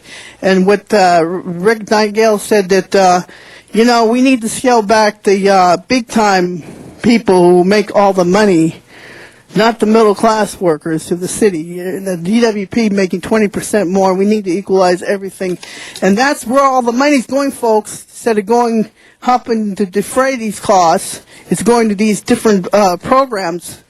The fee waivers must be stopped. I don't know why the mayor and the city council don't do anything about it. It's been in the paper about cutting back and all this. In Palmdale and all those other counties, cities, we can be doing it just by doing this. We don't need to be affecting our hard-working men and women. Thank you. Thank you very much. Donna Pearman is our next speaker. Okay, I also want to say let's make Van Nuys meeting on Tuesday, July the 8th. I forgot to say that. Our city employees is not the problem. When the city is spending so much money on fee waivers, you can't really expect our city employees to be scapegoats. They're our bread and butter. We need them. We don't need these constant fee waivers. The big surprise is the precious cheese festival feast on I can't spell that name. 46,757. I still don't believe the city needs to spend money on block parties. The Halderman Street 4th, 1,642, Lickerman Avenue and July Block Party 1,642, Goddard Avenue Block Party 1,642. And then you got the 5th annual celebration of Juneteenth National Freedom Day 2,776, and Duboff Center graduation 1,642. Shouldn't have come out of LAUSD. Pilot Valet program at Cinema Dove Parking Garage, 3,256. I know it sounds silly to go after these events, but they add up. And events that supposedly pay back, why don't they just pay it up front in the first place, like that Larry King? Certainly they have enough money. Our city has to save money, and you can't spend freely and save at the same time. People, we are paying for in excess of new and higher tax hikes, Prop S, trash tax, utility tax, parking lot fees. I realize our big spending is the CRA and their big projects. Of course, that's where they're spending a lot of our money. But these fee waivers do add up, and I don't see them slowing down in any time in the future. So don't go after city employees. Go after these fee waivers. Close the roll, tabulate the vote, 12 ayes. Thank you. Thank you very much, Ms. Pearman. You don't want to work the city clerk out of a job there, Ms. Pearman. Mr. Dogg, if you'd like to come forward now. Yes. You have, I think, 1 minute left. Boy, you're so damn efficient at counting those minutes down to a split second. Thanks, Eric. But by the way, I was going to talk on track maps, but this is very important. Special event fees. First of all, where's Tom LaBonge for his event? $46,000 for a cheese feast. Are you kidding me? Do you know that the taxes that they're raising, all the taxpayer money, they can't provide enough services, not enough fire, not enough police, not enough room in the schools, not enough water, not enough anything. Okay, I say that the biggest problem the city of Los Angeles, people stop me all day on the street. They go, gee, we see at the meetings, what's the big problem in the city, Zuma Dog? Number one, the fraud, waste, and abuse of federal, state, and local money that the city council votes to approve, that they hand to the nonprofit organizations that come through here every day, hand over fist. No accountability, no transparency, front-end loaded management contracts. The money doesn't make it to the community. It falls into further disrepair. Zuma Dog, take back the city. Mayor 09. We'll end our public comment on this one. If we can please open, we have to Mr. receive and President- file 31G, sorry. And with that, if we can go ahead and open the roll. Please close the roll and tabulate the vote. 11 ayes. Thank you. That will be approved, and 31G will be received and filed. Next item, please. Item 34, called special by Councilmember Cardenas. Mr. Cardenas, item number 34. Thank you very much. I think we should take every opportunity to remind the public that at the beginning of next year in 2009, the requirement is that all of the communicators are going to have to communicate with digital technology. What that means is if you're a person who happens to have a television set, for example, and you got those little antennas on the outside and you're not using cable, you're not using satellite, you're basically using the little antenna on top of your television, or in the old-fashioned days, that antenna that you put on top of the roof of your house to get their analog signal. You're not going to be able to get that signal anymore. And the fact of the matter is, but you will be able to get a little box, or excuse me, a voucher, in order to get a box that might cost, they're estimating, what, about $40, $50 is that box value. And you might be able to get a voucher for most or all of that value to go ahead and get one of those boxes, so your old-fashioned TV will still work with the new digital signal. So with that, I'd like to ask the department to remind us as to what the community is going to be faced with and what we can do about it. Good afternoon, council members. Mark Wolf with ITA. Councilman Cardenas, under your leadership back in February of this year, ITA began process of supporting the outreach effort for getting the word out to business and residents in the city of Los Angeles to be aware of this change. As you've indicated, any television viewers that are using either a television antenna or the rabbit ears on their television for their viewing of the over-air broadcast, they will be the ones that will be impacted in February of next year and will require the digital converter box. So under your leadership through the Information Technology and General Services Committee, ITA back in February put a prominent posting on the city's website that provides information on how consumers, what they need to do to resolve this issue, and provides information so they know exactly what the situation is. In addition, we have also contacted DTV.org, which is the outreach organization that is being supported by the federal government, and contacted them and got marketing materials, which we have sent out to council offices, city libraries, and departments for posting both flyers as well as posters in their facilities to help get the word out. But two main things that people need to understand is, do they necessarily have to go out and buy a new TV if they have an old-fashioned TV? No, they do not. There is as you indicated, they can get a converter box and receive through the website or through contacting an 800 number, they can apply for a $40 coupon, which defrays the majority of the cost for the converter box. Is it possible that by the time February of next year comes about, when this big change happens, that there's going to be local outlets that people can go ahead and take the voucher and pick up their box? Yes, that is something that we're anticipating that would be available. Now, is this a crazy idea that was mandated on these big companies by the city of Los Angeles, by the state of California? Where is this mandate coming from? Is it a national issue? Can somebody say, well, I don't want to live in L.A. anymore. I want to take my old TV set and go move out of L.A. and still get reception. Can they do that? Actually, no. This is a national issue. And so the federal government required this change? That is correct. So who's going to be providing the vouchers? The vouchers are provided through the federal government through the organization DTV.org. And again, viewers can either access the city's website or go directly to DTV.org and be able to click on the links for actually downloading and printing coupons. So most likely, the people who are going to need these little boxes are going to most likely maybe be seniors and or poor families?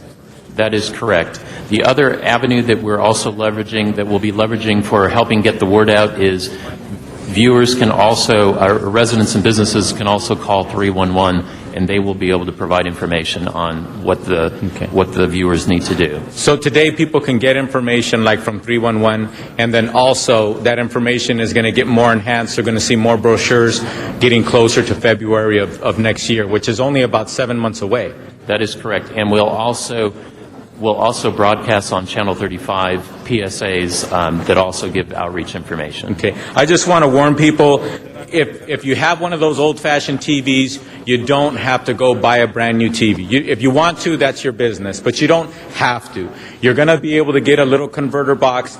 90%, if not all of the cost for that $40, $50, $60 converter box, you're going to be able to get a voucher to cover the cost. So if you're afraid of having to go buy a $300, $400, $500 TV or what have you, you don't have to do that. Help is on the way. This is a federal mandate. It's going to happen throughout the country, but there's going to be ways in which you're not going to be affected with your pocketbook, and you're still going to be able to watch television. And the most important thing that we have to remind people, one of the reasons why the government is willing to help with these kinds of vouchers is television just isn't about fun. Television just isn't about watching your favorite show. When a disaster occurs or what have you, that is one of the ways in which you can get information. And the fact of the matter is, if you're using rabbit ears or the old-fashioned way of getting information, you're probably going to be better off, unfortunately, than if you had a cable line or something like that that might get cut. They might have to go repair it. But the wavelengths are free, and if you can get a little converter box, you're very likely going to be just as good, if not as good as anybody, in getting emergency information. So don't get rid of your old television if you can't afford it. Don't worry about that. Help is on the way, and we'll have more announcements like this in the future. Thank you very much. Thank you. Thank you very much. For that, let's go ahead and prepare the roll on this item and tabulate the vote. 11 ayes. That is approved. Next item, please. Item 35, called special for cards. Okay, item 35. Mr. Dowd reached the limit for today, so we'll go ahead and note that and close the public hearing. And if we can prepare the roll and tabulate the vote. 11 ayes. That is approved. Next item, please. Item 36, called special for cards. Ms. Fogler and Van Nuys, and then Ms. Pearman. Again, this is about the more fee waivers, folks. The last one I spoke on was on Friday. This one's today's. And City View event on September 25th, 1,000. Well, that's okay, but you're talking about San Pedro Festival. Can you hear me? Yes, we can. Should not be covered by the city. These things should not Harbor Animal Shelter. That's okay, but again, I don't know why you have to close the streets and everything for that. I mean, this is a city animal shelter. And here we go, San Pedro Grand Prix, $7,500. Outrageous, folks. These people got money. Why can't they foot the bill? Third annual Brazilian in L.A. I don't know why they can't raise their own money to pay for this stuff. And, of course, these people are going to come back for more money, and it's going to probably go up more next time. 40th annual California Center Powwow. That's crazy, $9,984, and nothing against the the people who are gay and lesbian, but they should raise their own money. All these different people, that have they are Saviors for Lutheran Church and State, folks. And I mean, when I talk about God, I'm talking about from non-secular to a secular, that we should all be under God, looking out what we're doing here, and that stealing is a sin. So it can look at it from a secular, non-secular, and that's why we have police, and of course that's why we have laws on the books. It's not to steal. So all the jazz festival, all this is costing a lot of money for all of us here. And of course, you know, we're going to you very have much. something here in this. Can I just say one more thing? Good. We're going to have a Mr. thing here, the City of LA. We're going to have free food and drinks here. I don't know why they can't raise money to have these functions. Thank you very much. Appreciate your comments. Donna Perriman is our next speaker, also in Van Nuys. Okay, let's go some of these fee waivers. I didn't have the right to write notes, so let's go over these things. San Pedro Grand Prix, $7,548, and we have the 40th Annual Southern California Center Powwow. I don't know what that is. $9,984. And I don't understand this opening night gala Outfest Gay and Lesbian Film Festival. Certainly, I think we can get that elsewhere. I mean, all those people who like that, I'm sure they would spend $3,830. Then we have the youth concerts, $3,778. I know a lot of these youth spend a lot of money. I know my friend's child spends a lot of money. Certainly they can, you know, we don't need to spend money on them. And we have the Los Angeles Philharmonic, even though I think classical music is sweet, certainly people would be paying, money for that, $4,659 to go to it. Our Savior's First Lutheran Church, that's terrible, $7,123. Why do Church and State, why do I need to pay for something Christian? And 2008 Playboy Jazz Festival, $2,218, though I would love to hear you play your jazz piano.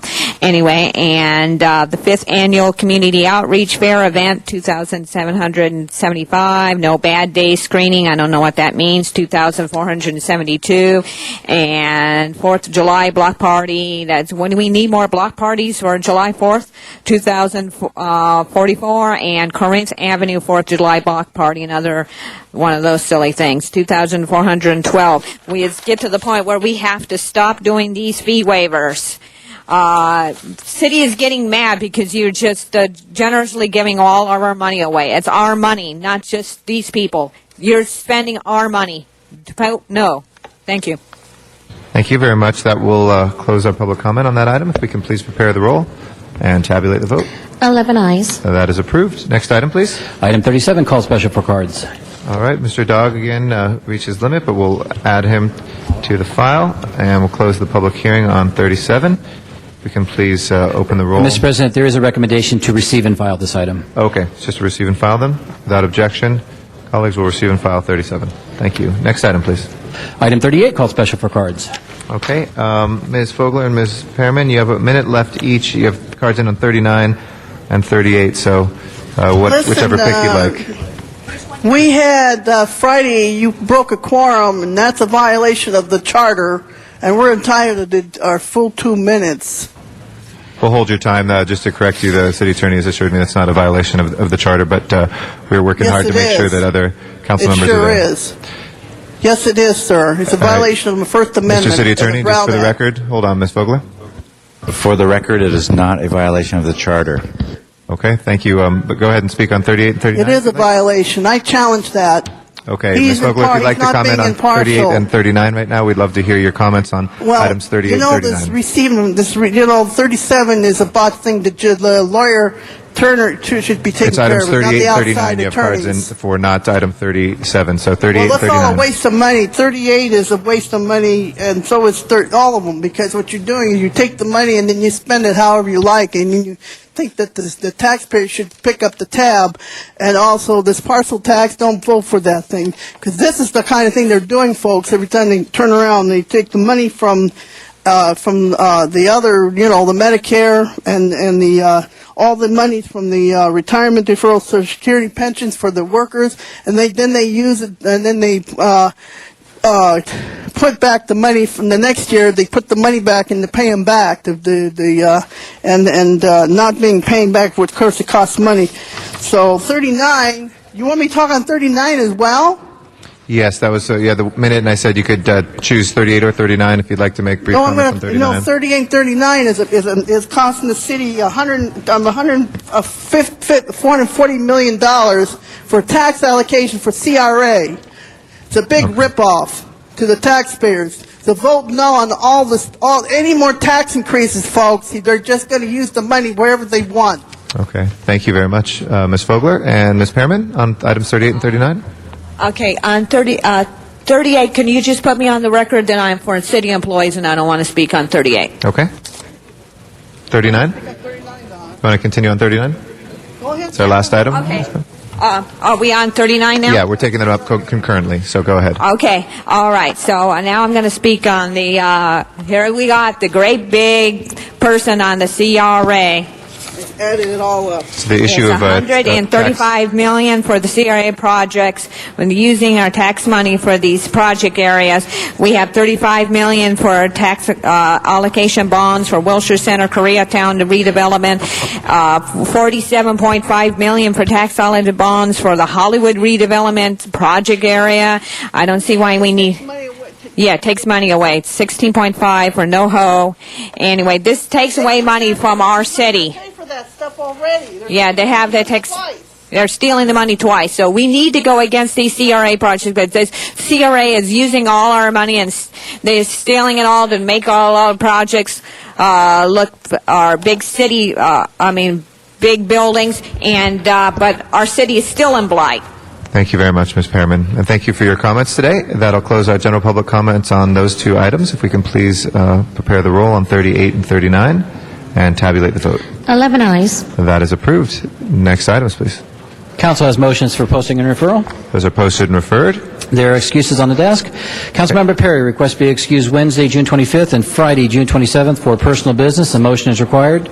Okay, I will move those, and Ms. Gruhl seconds that objection. She's excused. Councilmember Cardenas requests to be excused Friday, June 27th and Friday, August 8th, both for city business. A motion is required for the 27th. That takes us down to 10 members. Okay. Go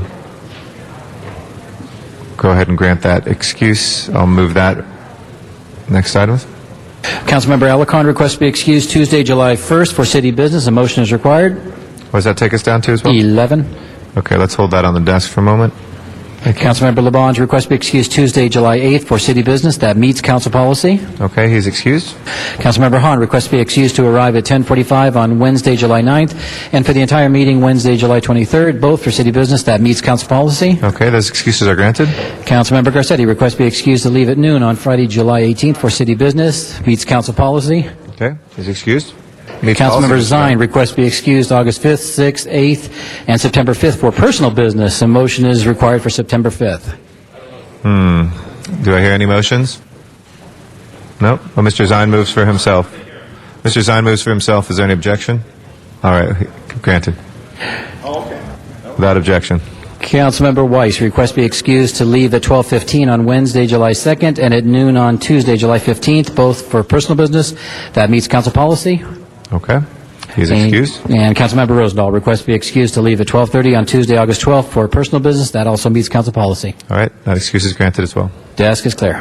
Okay, any announcements of a business nature, committees, anything? Mr. Alarcon? No, that's fine. Yep, okay. Any, others? If not, if I can ask everybody to rise for adjourning motions, please. If I can ask everybody in council chambers to please rise as well.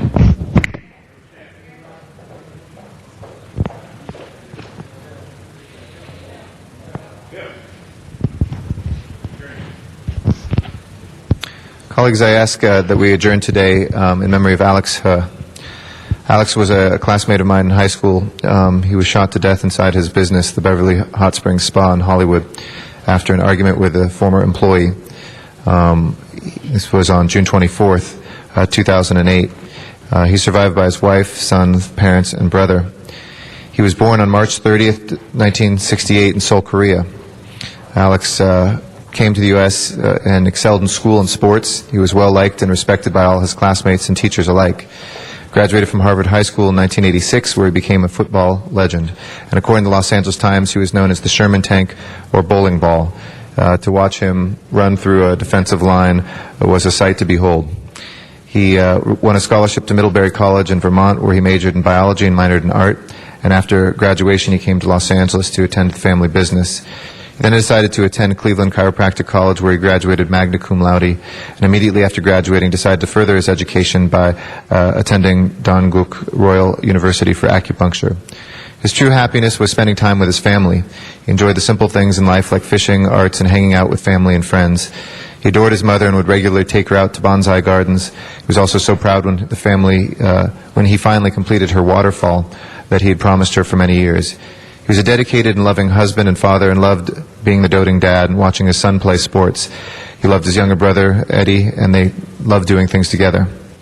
He spent most of his time preparing for his future, and when he finally was able to reap all the rewards, his life was cut tragically short, on June 15th, Sunday, when he was shot and was pronounced dead at the scene. Los Angeles Police Department officials said that Howard, no relation, walked into the LAPD's Hollywood station and told officers that he had shot Alex, his former employee. Police said the shooting occurred during an argument between the two men, and he was arrested on suspicion of murder. Alex is somebody I knew. He lived in the Los Feliz community, and I remember in high school time he spent and how many people in high school loved to watch him run on the football field, but he contributed so much more in his life as a son, as a father, and as a husband. May he rest in peace. Ms. Hahn? Or Mr. Alarcon? Sorry, Mr. Alarcon, and then we'll come to Ms. Hahn. Okay. Yes, members, I'm very sad. I'm sure you read in the newspaper that we lost the very first person to hang gliding in Sylmar. Richard Seymour died on Saturday, June 21, 2008, in a tragic hang gliding accident. A Glendale resident, he was only 56 years old. Richard was known for his sharp sense of humor and fun-loving disposition. Soft-spoken but opinionated, he was full of ideas and always willing to listen to others. He was a master craftsman and carpenter and had built sets for Walt Disney movie productions and worked on constructing a museum in Michigan. He also worked for an organization that helped beautify the Los Angeles River. In his spare time, Richard enjoyed home brewing and was an excellent chili chef. He was a hang gliding enthusiast with more than 15 years of training with the Sylmar Hang Gliding Association. Last Saturday, Richard was trying to land near power lines when his craft's right wing touched the ground, sending it tumbling into the 20-acre field owned by the Sylmar Hang Gliding Association. In his memory, hang gliders resumed flight on Sunday near the El Carrizo Regional County Park, and as one of his friends and fellow hang gliding instructor Joe Greblo told the Daily News, people know Richard and know his spirit. He would want everybody to continue to fly in his honor. Joe Greblo actually is the person who has taken me up hang gliding 5 or 6 times, and so I'm very saddened that they were so proud that with all the years of hang gliding that had been conducted in Sylmar, that they lost their first person, and it was somebody who was so experienced. The association has scheduled a remembrance gathering and barbecue on Sunday, June 29th at 10 a.m. He is survived by his wife, Julie, and let me just say that Richard, as a 15-year hang gliding enthusiast, has never flown higher than he is flying right now. Thank you. Mr. Cardenas. Thank you very much. I'll be adjourning in the memory of 3 individuals today. Grover Murrell Sr. was affectionately known as Touch, which was a nickname given to him by his family. He passed away Friday, June 13th, after a long bout with cancer and other illnesses. He died at Holy Cross Hospital from a heart attack. And Mr. Murrell was a graduate of Morgan State University and served as a corporal during the Korean War. After he was honorably discharged from the Army, he went on to work for the Veterans Administration for 37 years until his health started to fail him. He moved to Los Angeles, California in January of 2008 so that his daughter, Yvette King Berg, and her family could care for him until his passing.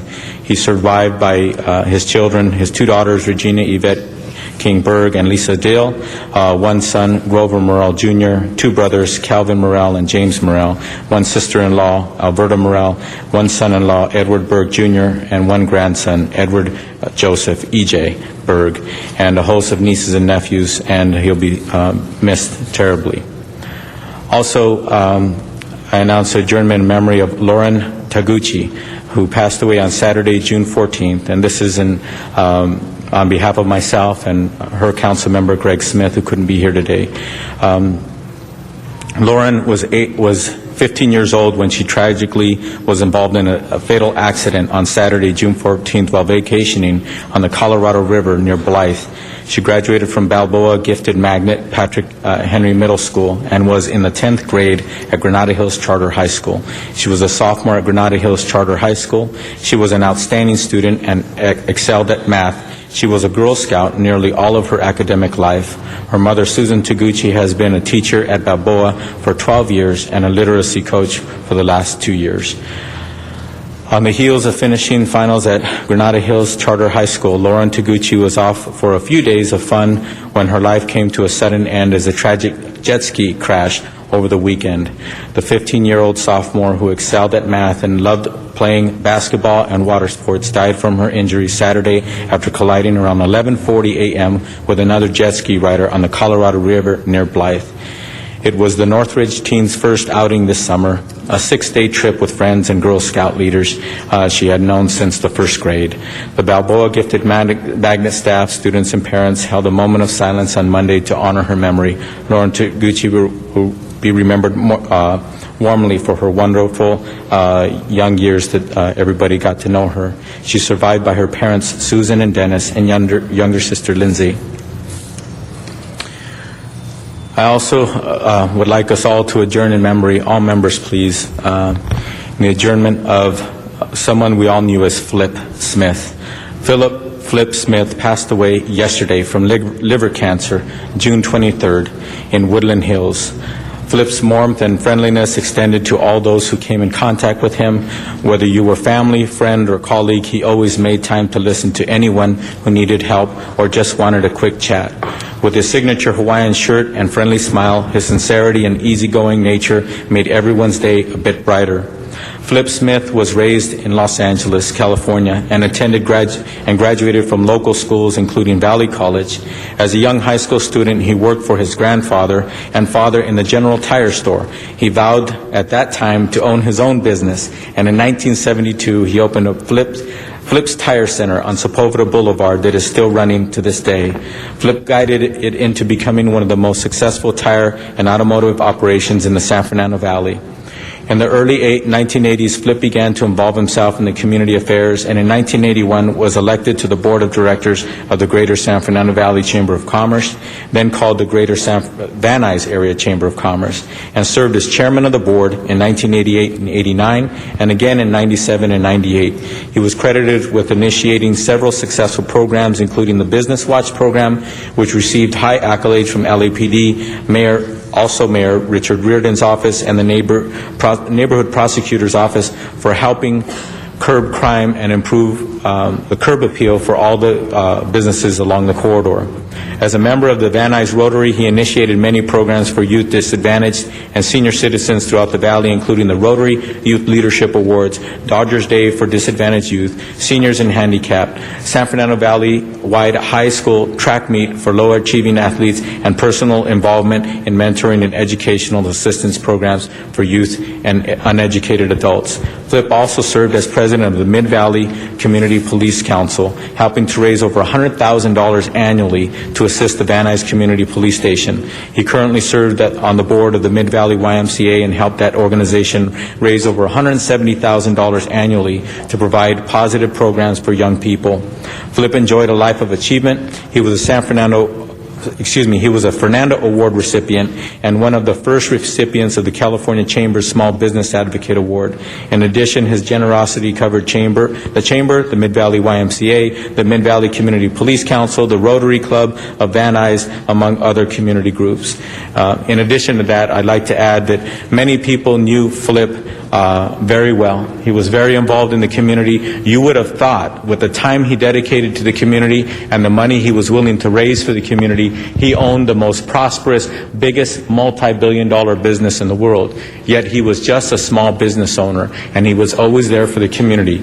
I personally asked him to sit on several commissions for me, and he would always give a sigh, because I knew he didn't have the time, but I knew he was the person for the job, and he always said yes. That's the kind of person Flip Wilson is and was, and we're very, very blessed to have had him as a friend, as a colleague in the community, and he's going to be sorely missed. And I think the people who are going to miss him as much as anybody are those dedicated employees. He would brag about how long they worked for him and how dedicated they were, and he would give personal stories about how he knew the people that worked for him. So with that, in lieu of flowers, the family requests donations in Flip's honor to be made to the Mid-Valley YMCA at 6901 Lenox Avenue in Van Nuys. And he survived by, I'm sorry, we lost the list, but anyway, Ms. Gruhl will go ahead and add some comments, and I'm sure some other members. Mr. Alarcon, then Ms. Gruhl. Thank you. And, the sad thing was that Flip, a few weeks ago, we all got emails about the fact that he was declining in health, and we had talked about doing a proclamation, and Tony and I have had the great pleasure of getting to know Flip. And if you ever went to his tire store, it was clean, it was neat, it was, like Flip. Everything was organized.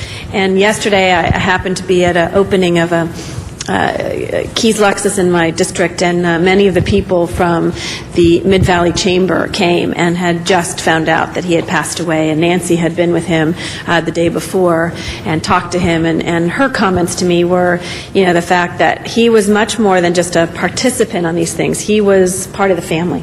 And as mentioned, he had those signature Hawaiian shirts. Dennis, remember that. And he was at every event, big smile on his face. It was just one of those people that would also, guilt others into doing something because he really was committed to the San Fernando Valley, and as listed, Tony did many of his accomplishments.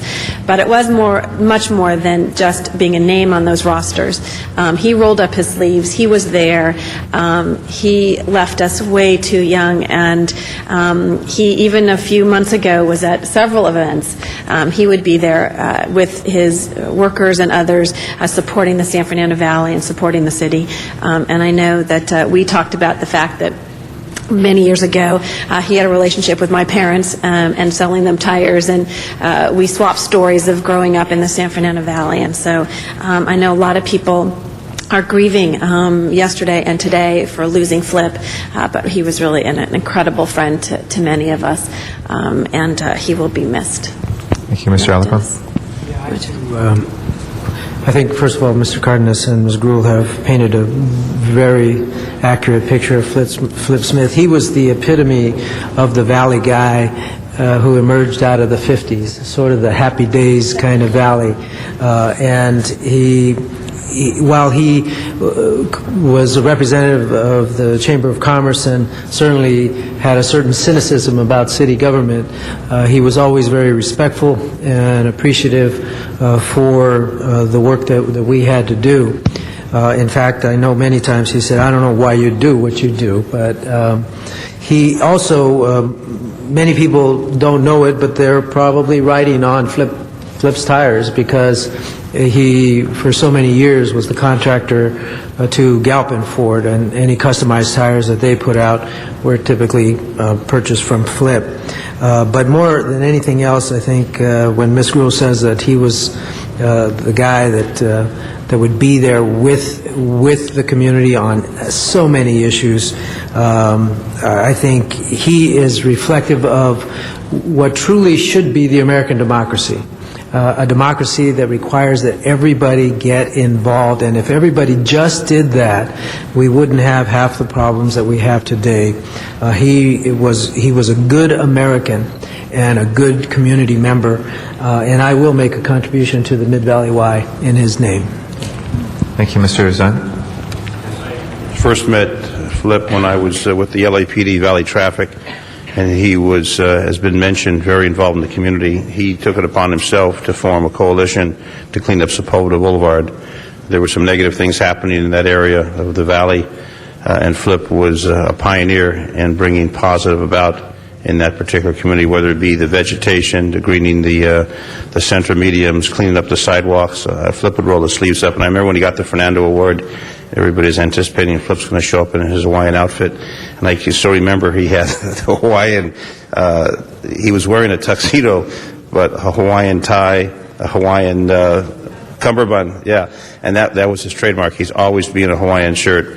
And I remember he used to work out early in the morning, and I'd see him at Van Owen and Topanga Canyon. We'd be going westbound, and we'd nod to each other when he was in better condition, when he was working out to keep himself in shape. Always a smile, always a suntan. He was a man who really enjoyed life and giving back to the community. So to his family, our condolences. Just a wonderful human being. May he rest in peace. Thank you. Mr. Cardenas? I'd be remiss if I didn't let the people who didn't get to meet Philip Flip Smith, that he was the epitome of a statesman. Even though he attacked a lot of issues in the community, we've seen the changes in that community that he grew up in to know and to love, and he never acted angrily. He never said a bad word about anybody, even perpetrators of crimes or what have you. He was always respectful, a great human being. And to me, unfortunately, they reserve the term statesman for people who have these lofty titles. But Flip Smith earned the respect and the love of many people because he was truly a statesman at heart and in his actions, and a great American. Thank you. Ms. Rule. Thank you, Mr. President. I have two additional adjourning tributes. A friend of ours, my husband and mine, passed away Wednesday, June 14th. Michael E. Schwartz passed away on June 14th, 2008, at the age of 69. He was born in Gary, Indiana, and was raised in Los Angeles, where he studied accounting at UCLA while working with his father at the family butcher and barbecue shop in Hawthorne, the Green Farms Barbecue. Although he passed the CPA exam with the highest score in the state, Michael found his calling when he studied law at UCLA and became an attorney for 40 years as an associate and partner with Schwartz and Fenster in Beverly Hills. Being an attorney was Michael's greatest love and fascination, and he took great pride in his long-lasting relationships with his clients and their families. Ethical, thorough, and detail-oriented, Michael always hoped for regular changes in the tax code, as that always ensured a fresh crop of challenges to solve. In addition to his law practice, Michael was a devoted family man, raising 4 children, Joel, Mary, Deborah, and David Schwartz. He loved being an active and engaged father, providing wonderful opportunities not only for his children, but providing for the education of his nieces as well. He took great care of his parents and aunts late in their lives. Michael was married 3 times, to Barry Silverman, Karen Matkin, and ultimately Charlotte Levy Sedano. He was with Charlotte for 15 years, enjoying a wonderful relationship, which is where I met him, uniting 2 families with 6 children in a vibrant, joy-filled Jewish home. He always felt lucky beyond compare to have found Charlotte and to have had the opportunity to travel and live with her and watch the world and watch their children and grandchildren become adults together. In his recent years of ill health, Charlotte took care of Michael, making sure he never felt alone during a very challenging period of his life. He had a hard time his last couple of years, but even to the last few weeks was able to get joy from his grandchildren. So he would ask in lieu of flowers that donations be made in his memory to Jewish Family Services or Mazon, a Jewish response to hunger. He's survived by his brother, his sister, his wife, Charlotte, and his children, his stepdaughters, and, of course, his grandchildren, Abel and Sophie, which gave him such pleasure in his last days of his life. I also, unfortunately, have another adjourning motion for Hiro Matsuda. Hironori, also known as Hiro Matsuda, passed away unexpectedly from a stroke on June 16, 2008. He was born in Tokyo, Japan on November 22, 1958. And in 1989, Hiro, his wife, and 3 small children came to America and settled in Studio City. Hiro went to work at Terra Sushi in Studio City as a busboy. He was a very hard worker and promoted to sushi chef, then head chef, and ultimately to general manager. In 1999, he saw that the yogurt shop in the Carpenter Plaza had closed. He leased the store and opened Matsuda Japanese Restaurant and Sushi Bar. Hiro's life was truly a success story. He came to the U.S. with nothing and was able to buy a beautiful home, send 3 children through the finest universities, and open a very successful restaurant in Studio City. He was a workaholic. He woke up at 4 a.m., went downtown to the fish and produce markets in Miss Perry's district, and came back and cooked for lunch, took a nap, and reopened for dinner, and worked until closing at 11 p.m. At only 49 years old, he will really be deeply missed by our community at Studio City. He is survived by his wife, Yoko, daughter Serena, and sons Kazuki and Kaisuke, and many friends and family members in the San Fernando Valley, and people who enjoyed his wonderful restaurant. And we encourage them to still go to that wonderful restaurant and support he and his family. Thank you, Mr. Ms. Han. President. Thank you. My friends Ken and Leticia Melendez, who live in Harbor City but are very active in the community of Wilmington, have had a tough couple of weeks here, and they have some losses that I would like to adjourn in the memory of. The first one was Leticia's father, Marcello Nevarez, passed away on May 25th. Cello worked very hard all of his life to raise 5 kids. He was a member of the International Union of Operating Engineers, Local 501. He worked so hard during his life that he felt he missed his kids growing up, but he quickly made up for that by being the best grandfather to all of his grandchildren. He's survived by 4 children, 8 grandchildren, and 4 great-grandchildren. His contagious smile and support through rough times will be missed by all. Then, only a few weeks later, Ken's brother, Roderick Stephen Melendez, passed away.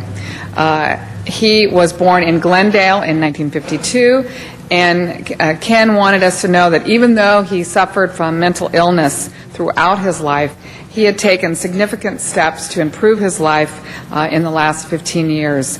He was able to support himself, working as a janitor, and he was able to live on his own. His was a great success story in overcoming his mental illness, which is an inspiration to thousands of Angelenos who suffer from a similar illness. My condolences go out to the Melendez family, both to Ken and Leticia, for these 2 losses that came too close together. So I know the family is really suffering right now, and our condolences go out to them today. Thank you. Mr. Huizar. Mr. President, I too ask that we adjourn, and we adjourn in the memory of Isabel Rodriguez. She was born in July 8th, 1913 in Basis, a silver mining town in the Mexican state of Durango. At a young age, Isabel came to the United States and settled in East Los Angeles, where she lived the rest of her life. She worked for a time in the laundry department of the Los Angeles County Hospital. In 1971, she joined CASA, that stands for Center for Autonomous Social Action, led by Bert Corona, who we recently honored here in these chambers. And as you know, Bert was a civil rights leader and founding father of the current immigrant rights movement. And throughout the years of Isabel, she marched for immigrant rights and supported many progressive causes. In 1985, she acquired her U.S. citizenship in order to vote for her son's candidacy for the Los Angeles City Council. And since then, she was proud to have never missed an election. That same year, she co-founded a nationally famous restaurant, which many of you have visited in Boyle Heights, the La Serenata de Garibaldi restaurant. And she was 94 years old, and she died May 20th of natural causes. She is survived by 7 sons, 1 daughter, and many, many grandchildren. Thank you. Mr. Parks. Thank you, Mr. President. I'd ask that we adjourn in memory of Sally Ann Greer, who passed away on Sunday, June 15th. Sally was born in April of 1950. She had a long battle with cancer, came to end on June 15th. She preceded in death by her husband, Philip Greer, her mother, Faye, her twin sister, Susie, and her sister, Sylvia.